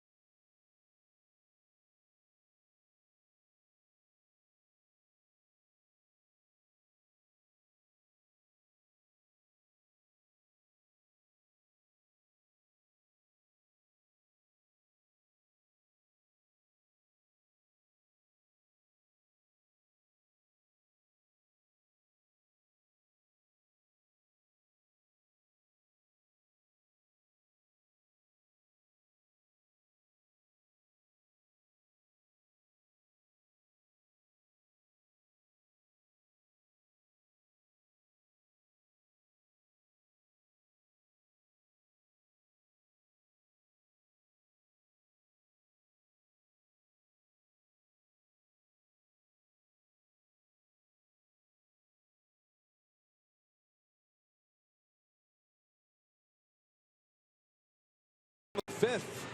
And Lucroy ready to lead off. And if you're a baseball fan, then you need the all-new Fox Sports app. You can get highlights, interviews, injury updates, scores, and instant alerts. Download it now on the iOS App Store, Google Play, or you can visit the Fox Sports website at foxsports.com/app. Lucroy will start it. Aggressive swing out of the gates against Ryan Dole, who begins his first full inning. Came in and got the final out. He struck out Braun to end the threat in the fourth. Brewers scored twice on a Jeanette 2-out, 2 RBI single. Yeah, Dole is now stranded all 24 inherited base runners. He got Braun on strikes with men at first and third. So, yeah, guy that didn't throw all that hard, basically sinker slider. He's having himself a nice season.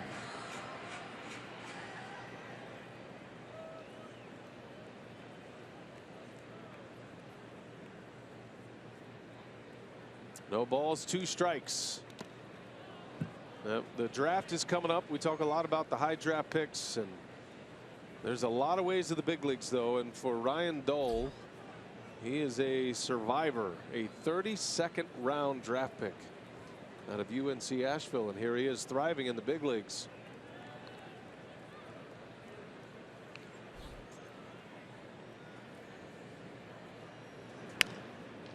Yeah, when you're a 32nd rounder, you don't have a clear path to the big leagues, do you? I mean, you have to fight and claw your way, and organizations are looking for reasons not to, bring you up, get you from AA to AAA, and it's the high draft choices to get, the clear path. Pitching with the wolf at the door, as they say, all the way through the minor leagues. Yeah. But he's made it, and he's pitching well. Lucroy in the air to left, hit pretty well, but Crisp is there. And Jonathan Lucroy is out, 1 away in the 5th. Here comes Chris Carter. Spent a couple of seasons with the Oakland A's. Last night, 5 runs batted in, 2 homers last night. And the Powerball home run count has him at 16. He's 2 home runs shy of the National League lead. Currently tied for 3rd in the NL. Nolan Arenado of the Rockies has 18. Adam Duvall of the Reds with 17. And then Carter tied with Trevor Story of the Rockies.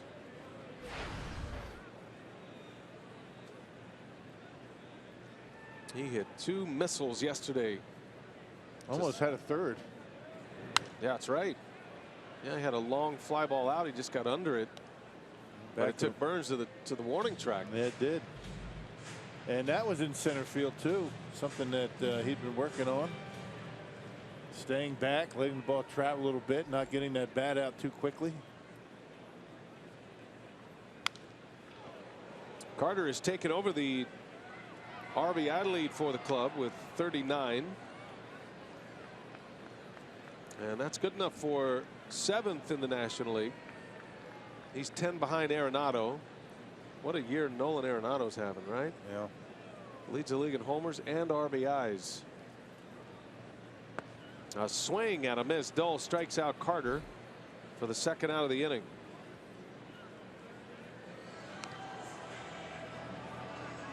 Two gone. Our Carsoup.com trivia. Who led the Brewers in average as a pinch hitter in 2011? Seems like a random question, but there is a connection, I believe. Might have given the answer away last night. It's more of a, from Dave Trout in our graphics department, more of a are you paying attention question. Right. Back to last night. That's asking a lot, I'm pretty sure I said it, and I don't really even remember myself. And I was here. Right.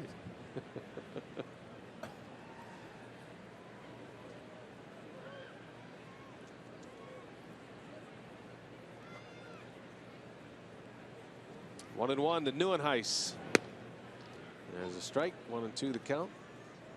I remember you made some fantastic analysis points last night, Rock. You were really on your game. Was I? Mm-hmm. I don't remember. All those great things you said.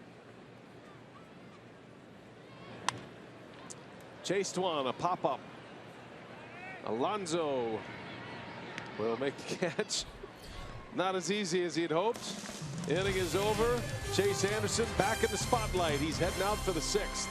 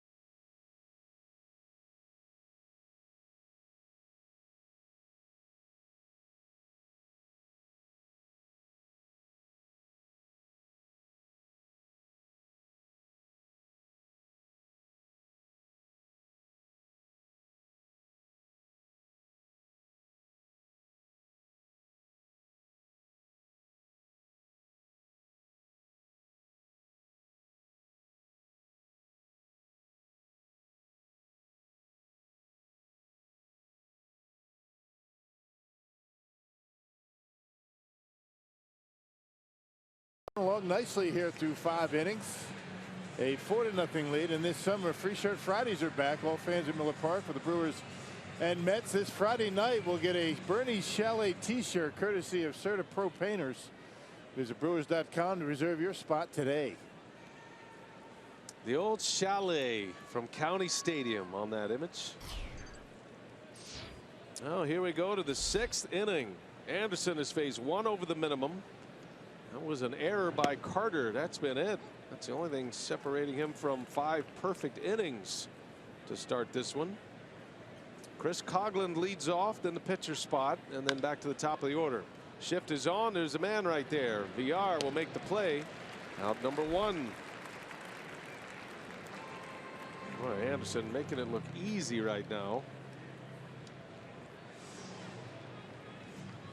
A pinch hitter for the A's. Smolinski, who we saw last night in a pinch hit role. He will bat for Ryan Dole, who goes an inning and a third scoreless.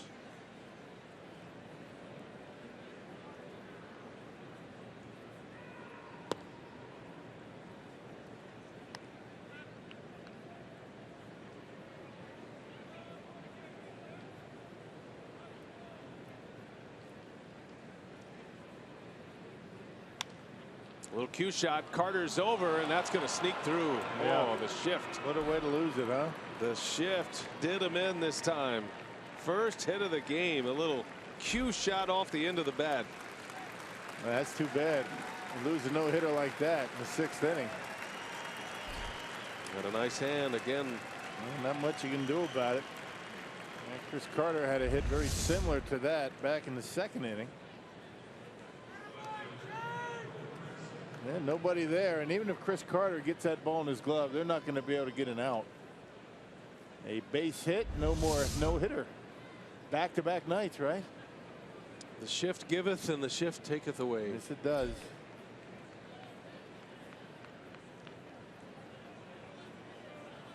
So top of the order, Coco Crisp trying to jump on the first pitch. Rattling Telly down there a little bit, keeping him on his toes. Telly's all right. Is he down there? I don't see him. Oh no, he's around. He's hiding. That's okay.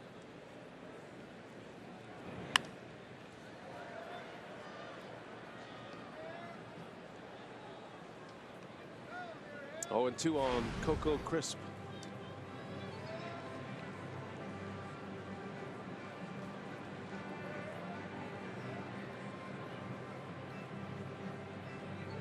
balls, 2 strikes to the A's leadoff man, who is 0 for 2. Reached on an error in the 4th.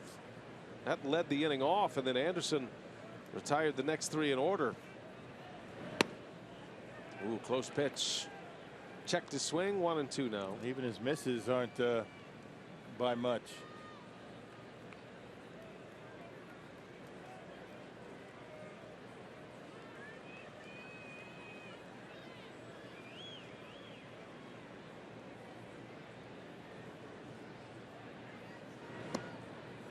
He didn't get him to bite that time. Change up from Anderson. And 3rd time through, I think the A's are getting a better read on that change up. You know what his pitchers are doing in the strike zone. Although he did face the A's last year as a Diamondback.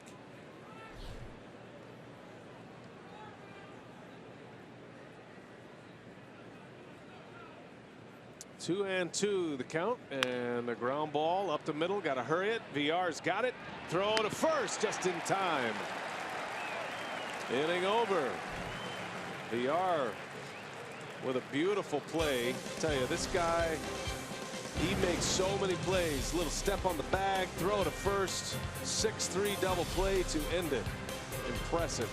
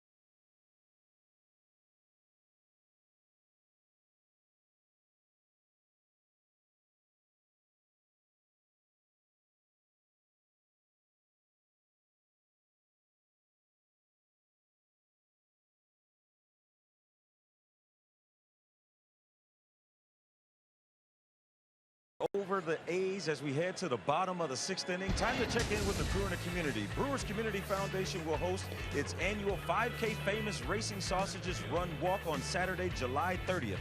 Participants will enjoy a one-of-a-kind run with the sausages around and through Miller Park, with all proceeds supporting Fisher House, Wisconsin's mission to provide a home away from home for active military and veterans families. Sign up today at brewers.com/BCF. All right, Telly, thanks. Kids are having fun. School is almost out for most of Wisconsin area students. Daniel Coulombe is in for Oakland.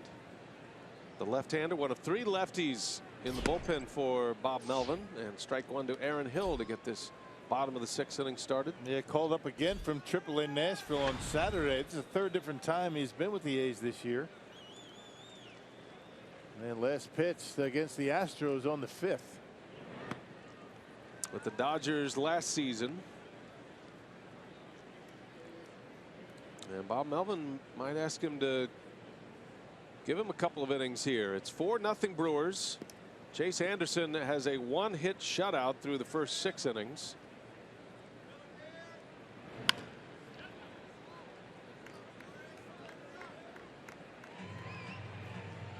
Anderson has still faced just 1 over the minimum. Gave up that infield hit because of the shift, and then got a double play from a guy who doesn't bounce into many double plays. Coco Crisp had not grounded into a double play before this series, and he's had 1 in each game. Ground ball to Lowry For out number 1, Hills retired.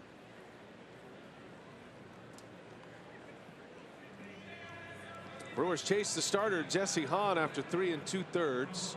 4 earned runs allowed for the Oakland right-hander.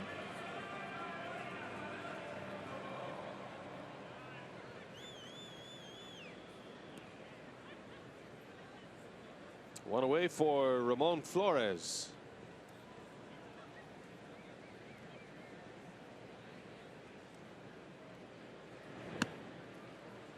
And basically fastball slider, garden variety left-hander, doesn't throw overly hard, and had some tremendous numbers down in AAA. A .45 earned run average in 20 games for a Coulomb. That's pretty good. Out of Nashville. Dealing. 12 hits allowed in 20 innings. He's bounced back and forth quite a bit.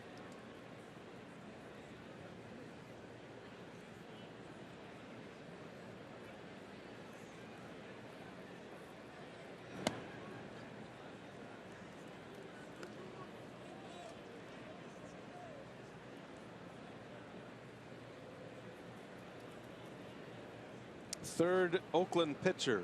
Ryan Dole, an inning and a third with 2 strikeouts. Brewers got single runs in the first and the second, and then they added 2 in the fourth. Back up the middle, and that's going to sneak through. A base hit.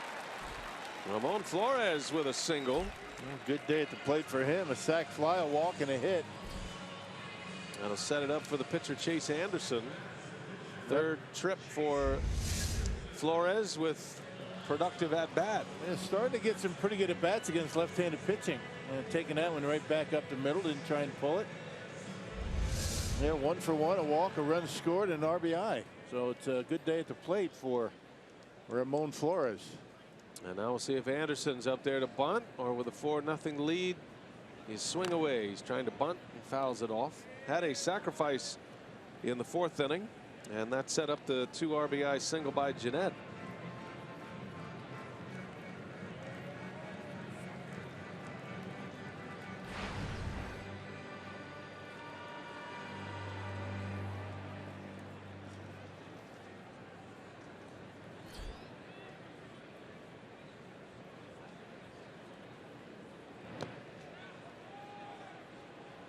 Strike 2, and no foul ball, so that's going to be a wild pitch. Flores advances.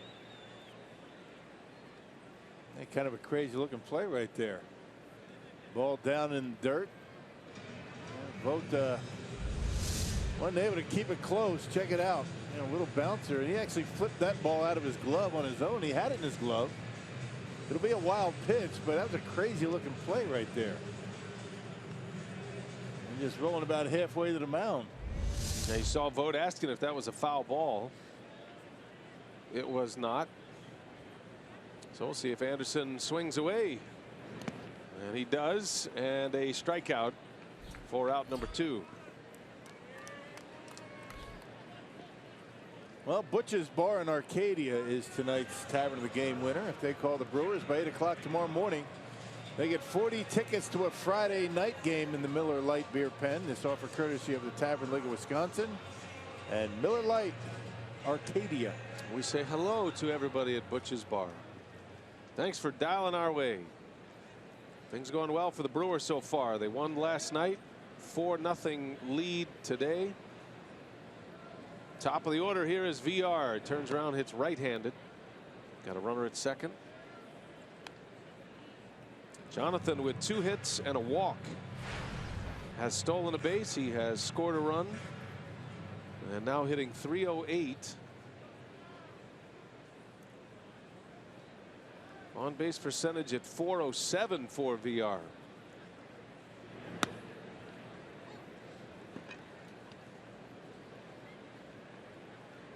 As a right-handed batter, VR is hitting .351. 2 of his 5 homers have come from the right side.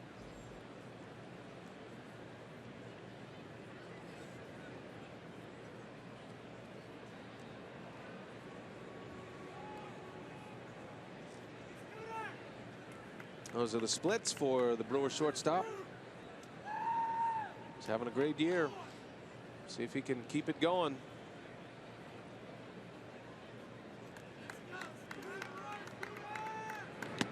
Ooh, big swing. Cut and a miss. 1-2 the count now.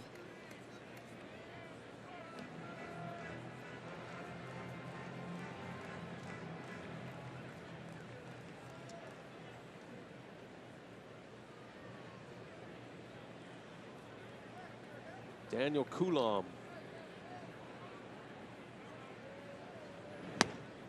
Put another one by him, a strikeout. And that'll end the inning. Scoreless inning for the lefty. To the 7th we go. 4-0 Brewers.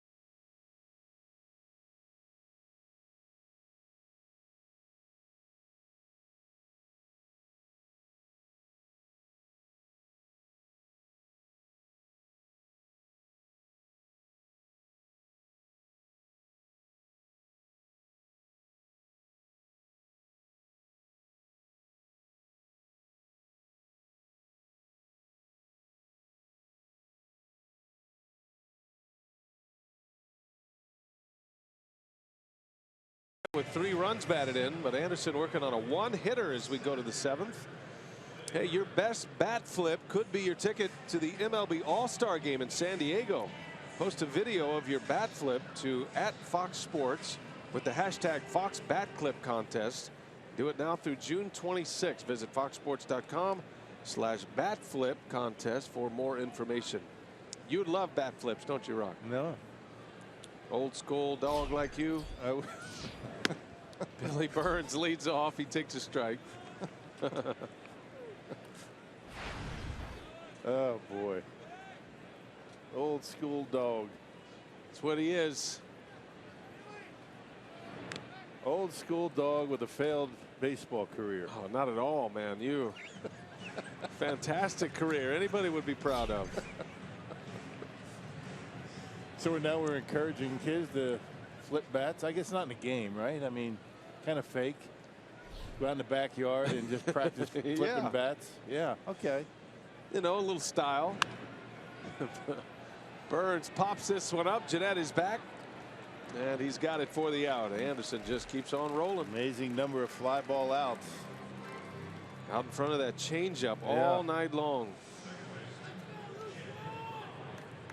Did a good bat flip offend you as a big league catcher? Never saw one really. Well, it's a new thing. I mean, you know, the worst you saw was, you know, Jeffrey Leonard, you know, the flap down. Yes. Yep. You know, Reggie could, you know, do a little showboating around the bases, but hey, you hit that many home runs. There's a line drive to right, and Flores plays back on it. That's a single. Just the 2nd hit of the day for the A's. Jed Lowry with a single with 1 away. What I'd like to see is one of these guys, you know, if they can go back in time and do a bat flip on Nolan Ryan. There's Blaine Boyer in the bullpen. How do you think that would have ended?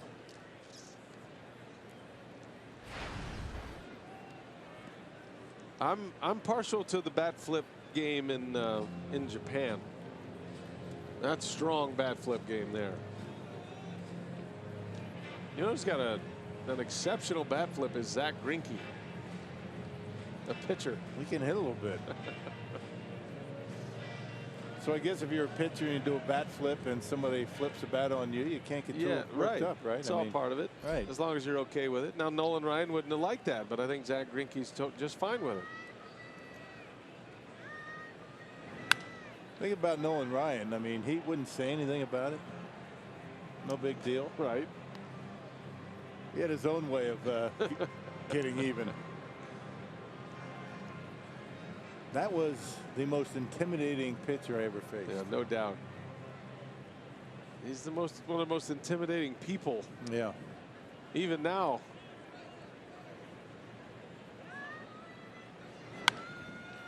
I told you the story, right? When I was facing Nolan, first game with doubleheader down in Arlington, and he had a comfortable lead, about 7-0. I told, stop me if you've heard this.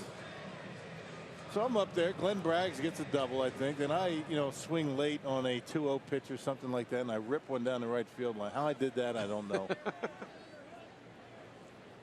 I'm standing at second. There were 2 outs. And I broke up, one of Nolan's, 2,000 shutouts. Right. Fly ball to center by Vogt. That's deep, but Neuenhuis with room for out number 2. I'm standing at second base, and he starts walking at me. I kind of tilted shoulders. No, he was looking at me, just looking right through me, and I'm standing at second. I almost backed up into center field. Let him tag you out. I actually thought he was going to come out and beat me up. And it was the closest I ever came to getting hit off a guy and saying I was sorry. I'm sorry, Nolan. I didn't mean it. I don't know how I hit that ball. I swear. Well, you live to tell about it. Anderson's on his way out. So Chase Anderson exits to a nice hand and leading 4-0 in the 7th inning.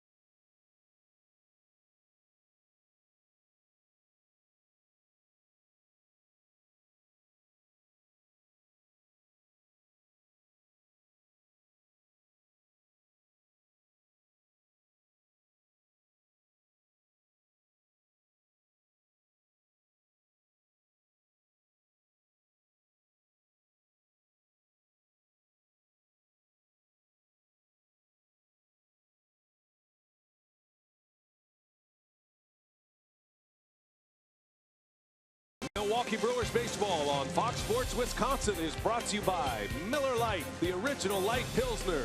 Cheers, it's Miller time. And by the Wisconsin Lottery, reminding you to please play responsibly.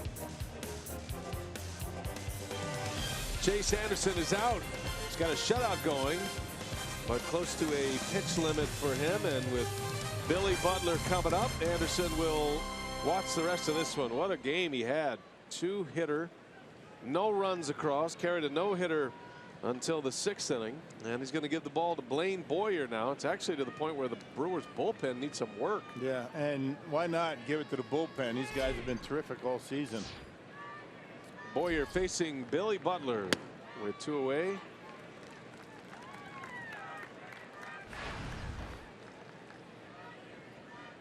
Well, Butler has been the bat missing in action for the A's after signing a free agent deal. Had some good years in Kansas City. Doubles machine with the Royals. And a wave and a miss. That good slider. Doubled up on the slider. Boyer's been terrific this year out of the bullpen. 6th, 7th inning guy. Sometimes sooner.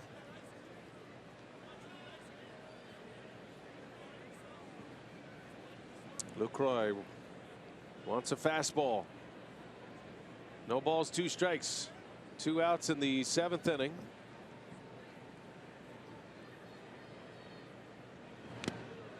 And foul tip in and out of the glove of Lucroy.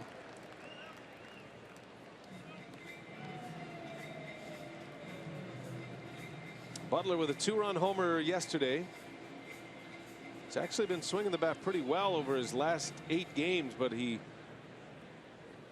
has hardly had consistent at-bats for Bob Melvin.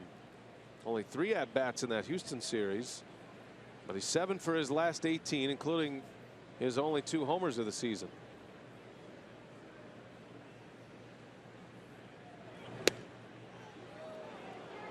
Didn't miss by much. Yeah, 3rd slider that he threw, and Butler that time saw it pretty well.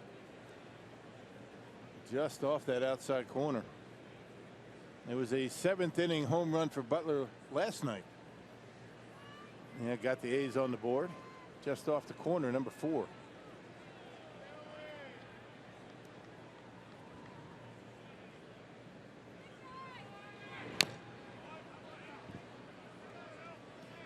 Well, steady diet of sliders by Boyer. Just the 1 fastball.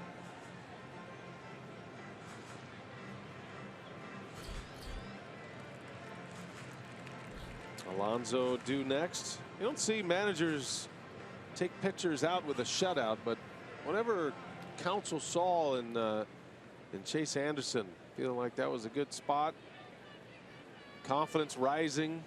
Anderson's got it turned around. He and Zach Davies. Lucroy sets up inside. And Butler can't handle it. Yeah, well, based on the pitch count, I don't think Chase was going to finish the game anyway. So, 3rd time through, you got a guy in there that can get the A's right back into the ball game. Didn't want Anderson to leave a changeup upstairs or miss his location and have him do it again. Butler hit another 2-run homer. 6 2/3 innings for Anderson. Got a runner at first, his responsibility. Lowry singled.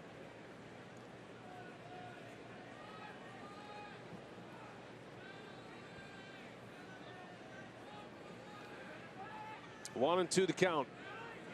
And Butler hits it sharply right at VR. He sets his feet. Long throw is a good one. And the inning is over. So Anderson, 6 2/3, scoreless ball thanks to Boyer. Scooter Gennett leads it off for the Brew Crew.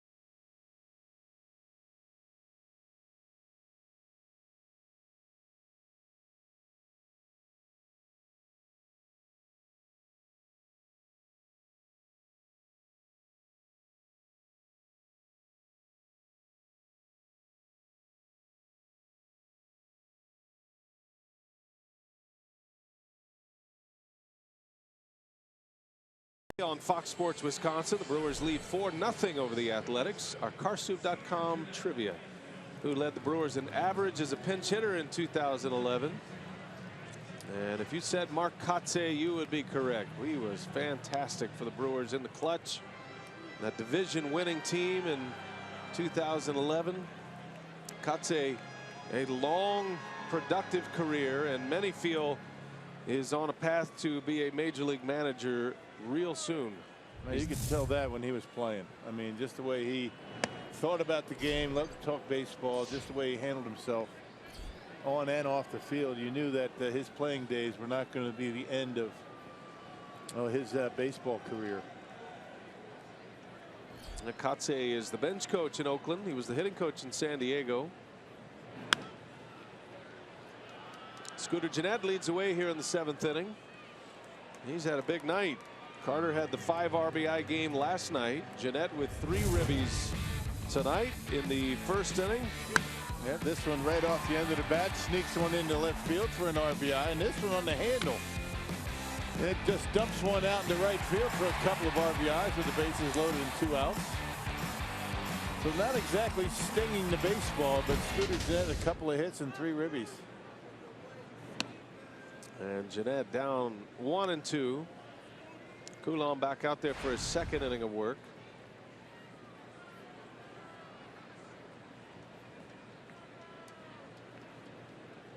Got Gennett, Braun, and Lucroy coming up in the 7th. Brewers trying to make it back-to-back wins. Go for the 2-game sweep of the A's. Up the middle, right over the base. Simeon's over, and he makes a play for out number 1.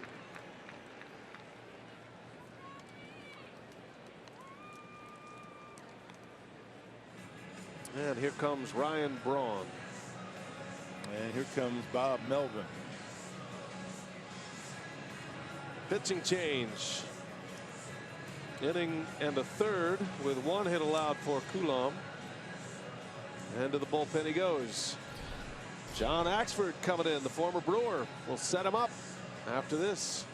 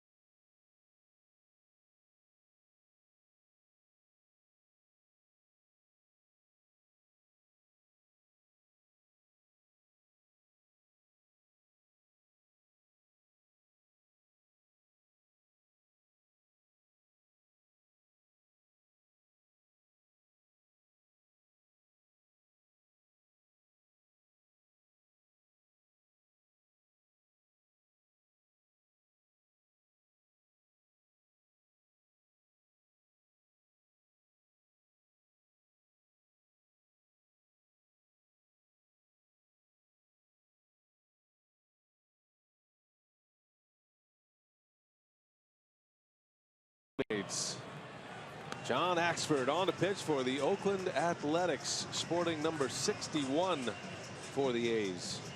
Yeah, 3-1, a 304 earned run average, so pretty good time of it.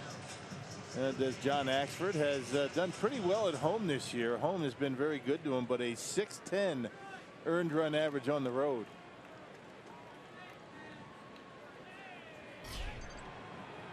Well, so Braun will step in with 1 out, nobody on.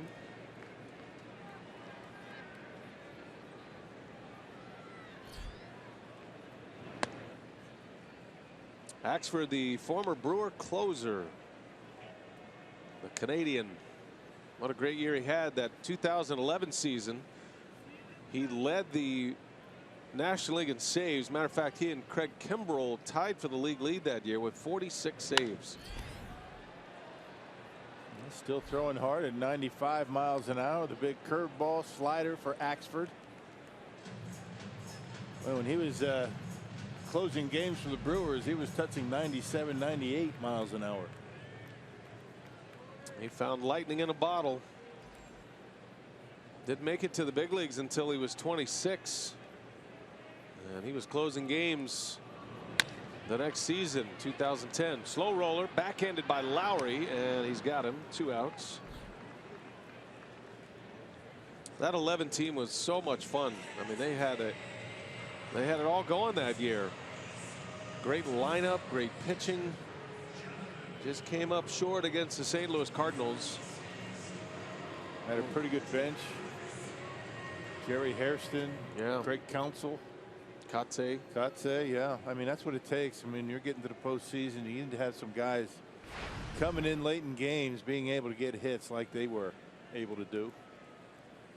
First division title, that 11 team for the Brewers in the National League. They beat the Diamondbacks in the division series that year, and then lost to the Cardinals in the NLCS. Axford's been to the postseason since. He was with the Cardinals in 2013. Brewers traded him to St. Louis for Michael Blazek, as a matter of fact. Blazek's on the DL.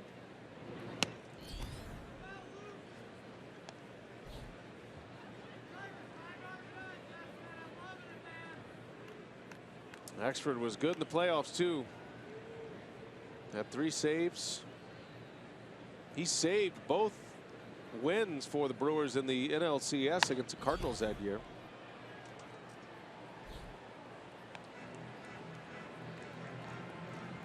Always a fan favorite. Yeah. And you know what? He was a stand-up guy too. Even when he was having his troubles, he would stand there in front of his locker and answer the questions, and was taught well by Trevor Hoffman. Now, Axford actually took over as the closer in 2010 for Hoffman. And then Hoffman would come back into the closer's role and save that famous 600th career game. And right there to hoist him up on his shoulders was John Axford. Last out went to Craig Counsell. All comes full circle, Yeah. doesn't it? It's good memories. Yep. There's a big picture of Trevor Hoffman being held up by Axford in the clubhouse in the hallway on the way in. Lucroy fouls it away. We got one here, don't we, in the booth? Nope, that's not that one. My That's mistake. just the Hoffman. That's the 600 save print. Had to get up and see my memory kind of fade. I do remember the Nolan Ryan thing, though.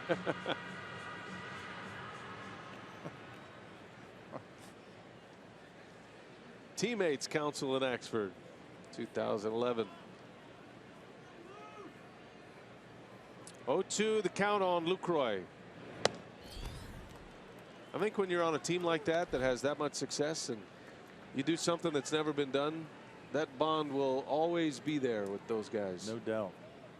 There's a lot of connections throughout the league, and a lot of them are still playing. Lucroy, of course, still at it.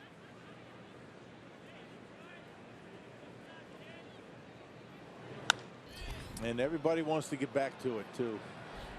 Foul territory, long run's going to bounce. Yeah, once you get the taste of success like that, it's addictive. Brewers are trying to build from inside the organization with a great farm system. Big draft starting tomorrow. Brewers will have 4 of the top 100 picks. We talked to Mark Atanasio about the draft a little earlier tonight and all that goes on with that.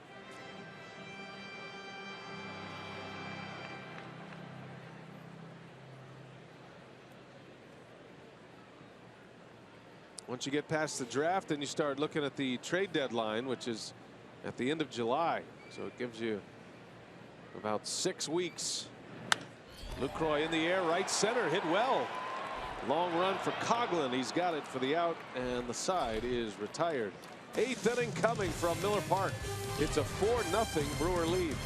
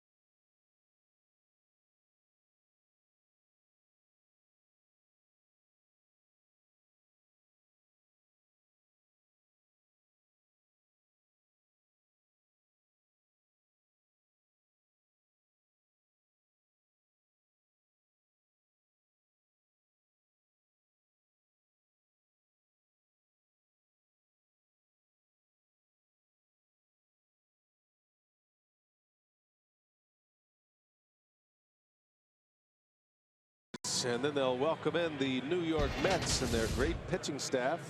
Saw Jimmy Nelson there. Nelson's going to get the ball tomorrow against Bartolo Colon on Miller Lite. What's on tap? The Mets and the Pirates had a rainout. Game postponed on Monday, and that set their rotation a little bit in order and disarray. Not exactly sure who's going on that Sunday game because now they're stacked up with DeGrom and Syndergaard. So that might work to the Brewers' advantage. Not to have to see one of those two or both of those. Be okay if the Syndergaard didn't pitch here. Boy, that guy. Brewers got Matz, DeGrom, and Syndergaard in New York, and got swept by the Mets. All good games, low-scoring games, but Mets pitching is impressive. Yonder Alonso will lead it off. Blaine Boyer's out there to start his second inning. Got the final 2 outs of the 7th.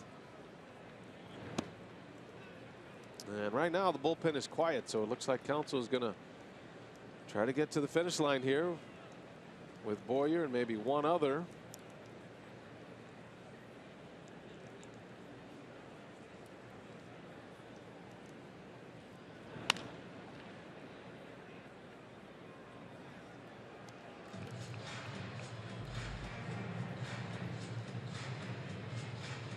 Great start tonight from Chase Anderson.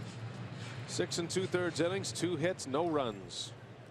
Didn't walk a batter, struck out 4. He took a no-hitter through 5 1/3, I beg your pardon, and an infield hit,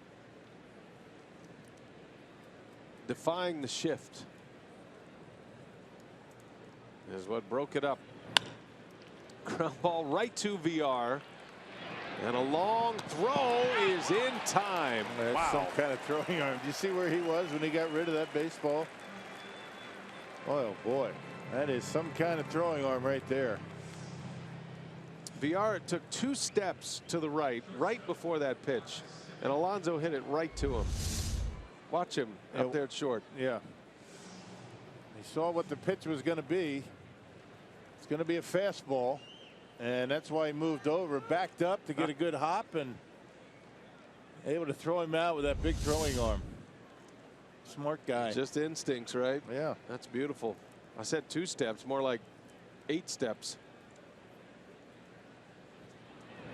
That's why you see these middle infielders, they're peering in to see the sign. They want to see what's coming, and that will dictate, how they're going to react when the pitch is on its way. Sometimes they react up the middle. If that was a breaking ball, VR might have been cheating the other way. Pop up center field coming in is Neuenhuis, and he's got it. So Boyer with his first 2 outs here in the 8th. Hey, just a reminder that Friday nights are student nights here at Miller Park. This Friday against the Mets. All high school and college students can get tickets for just $10. Plus, enjoy a special $3 menu through the end of the first inning. Go to brewers.com/students. Here's Chris Coghlan now. Former Rookie of the Year. Finding a home here in Oakland. He's 0 for 2 tonight. Strikeout and a ground out. 1 for his last 22 now with 10 strikeouts. It's been a rough go for him at the plate. A's are missing a lot of firepower in their lineup. It's not often you see a right fielder batting 8th in a National League lineup. That's normally an offensive spot. Middle of the order spot. Got 2 of them tonight. Yeah.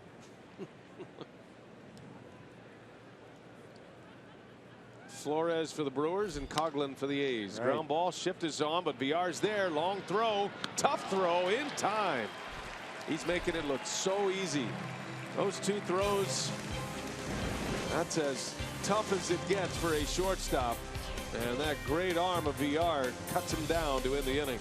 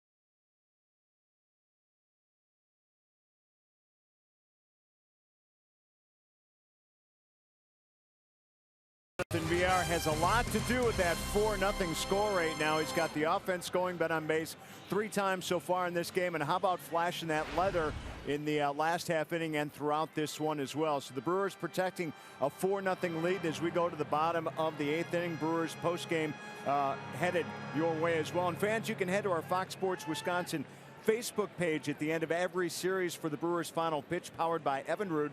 You'll get a recap of the current series and preview of the upcoming opponent. Be sure to check it out after the ball game as well. And of course, John Ackford's back out there.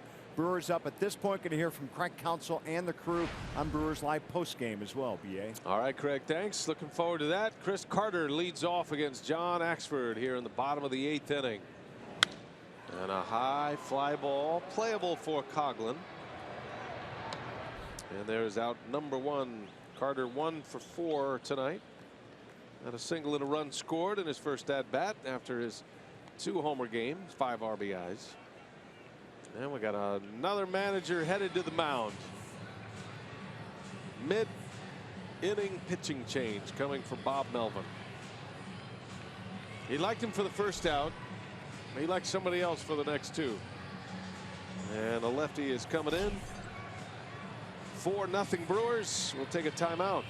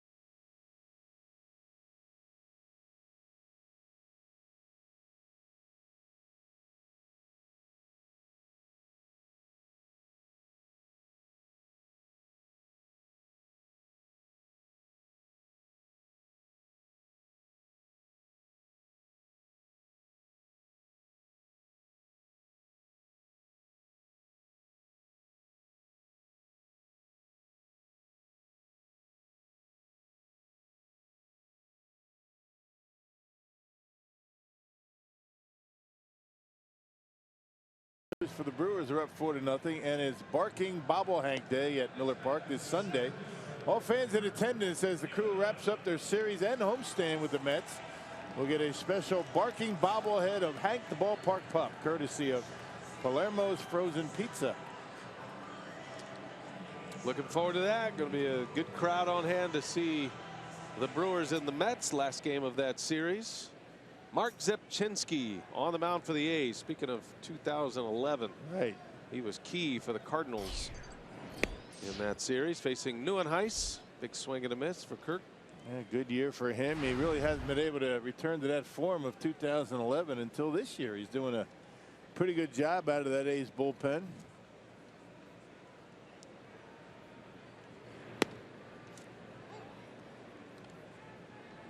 Neuenhuis tonight has 2 hits, scored a run. He's 2 for 3. Will Smith looks like he'll have the 9th inning. It's a 4-run lead right now. No save situation. And Neuenhuis strikes out. Tough matchup for him. Lefty on lefty. 2 outs in the 8th now. And here comes Aaron Hill. Rock, we should update the Powerball home run leaderboard. Haven't had one tonight. Chris Carter with 16. He had 2 yesterday. Braun and Lucroy with 9 apiece, and then Aaron Hill's on the list with 6.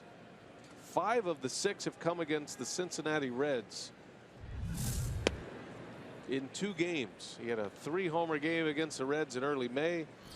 Had a 2-homer game against them on the last homestand. Yeah, 3-homer game in Cincinnati. 2-homer game right here.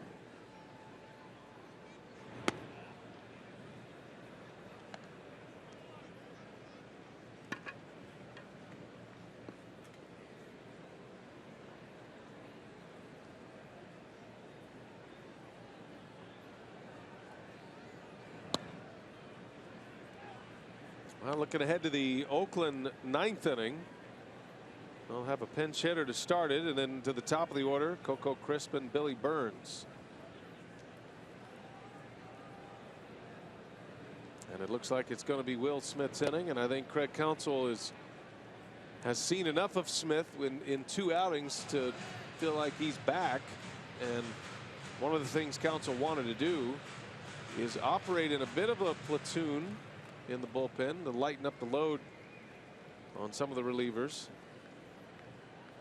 I think Jeffries will remain as the closer after what he's been able to do this year. A little flare into right center, and that'll be it. Hill is out, and we're set up for the ninth. Brewers 3 outs away from back-to-back wins against the Athletics.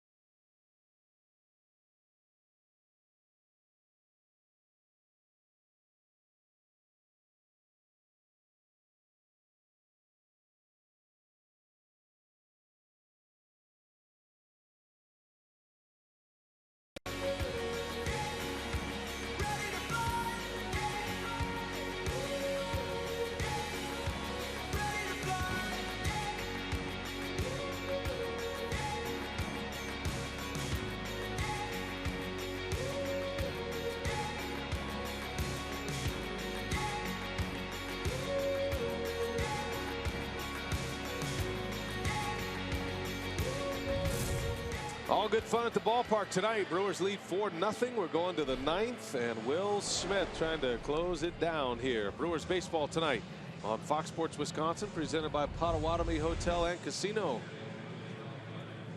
4-run lead. Smith will try to finish one off. This is his 3rd game coming back from a knee injury.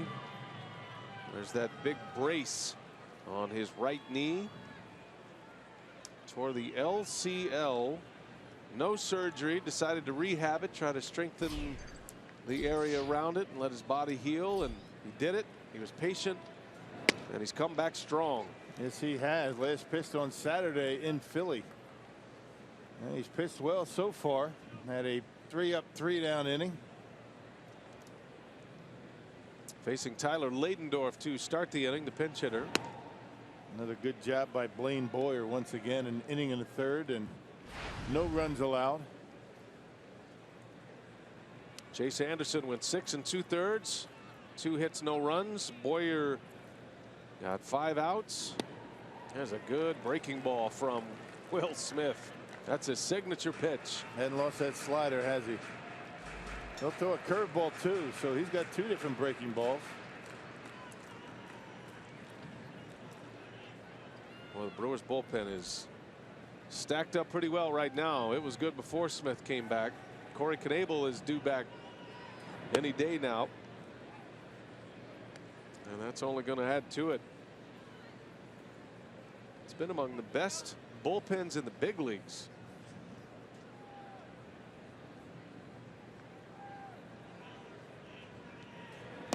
Ladendorf, no chance. Down he goes. A strikeout for Will Smith to start the 9th inning. Yep, on a bender. It was over the plate, but down out of the strike zone and just waved at it. Check it out. Out of the zone, but it's over the plate. That's the key to getting a swing on that pitch. And the slide piece down and in. One away, top of the order. Here's Coco Crisp. Switch hitter.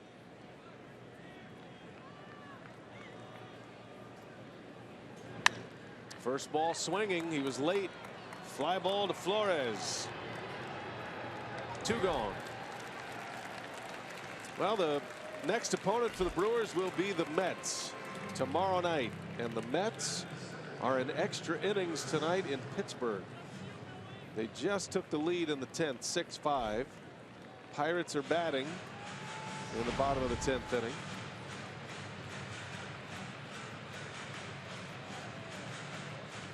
Brewers trying to shut out the A's. They have just one shutout this year. That was a 1-0 win over the Padres on May 13th. And a ground ball, fair ball inside the bag. Extra bases for the speedy Burns. He's on his way to second with a double. A 2-out double for Burns, wasting no time.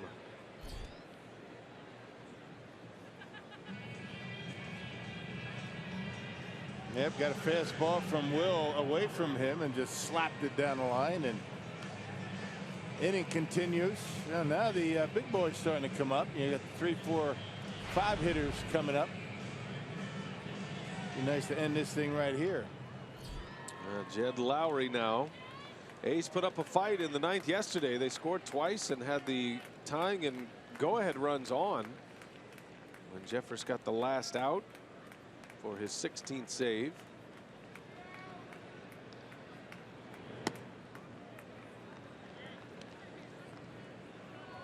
Lowry a switch hitter as well. A's are on their way to Cincinnati. It's like Danny Valencia. Haven't seen him at all. He's been ill. Driving to right center field. Flores on the run. He's got it for the out. And the ball game is over. The Brewers win. The Brewers beat the A's back-to-back nights. Scooter Gennett drives in 3 on 2 hits. And it's a 4-0 win.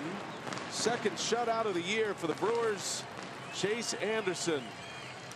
6 2/3 shutout innings, just 2 hits, and he picks up his 4th win of the year. Good win for the Brew Crew. They've won 3 in a row here at Miller Park. It's time for Brewers Live now. Let's check in with Craig Kishon. He's standing by. Take it away, Craiger. All right, PA,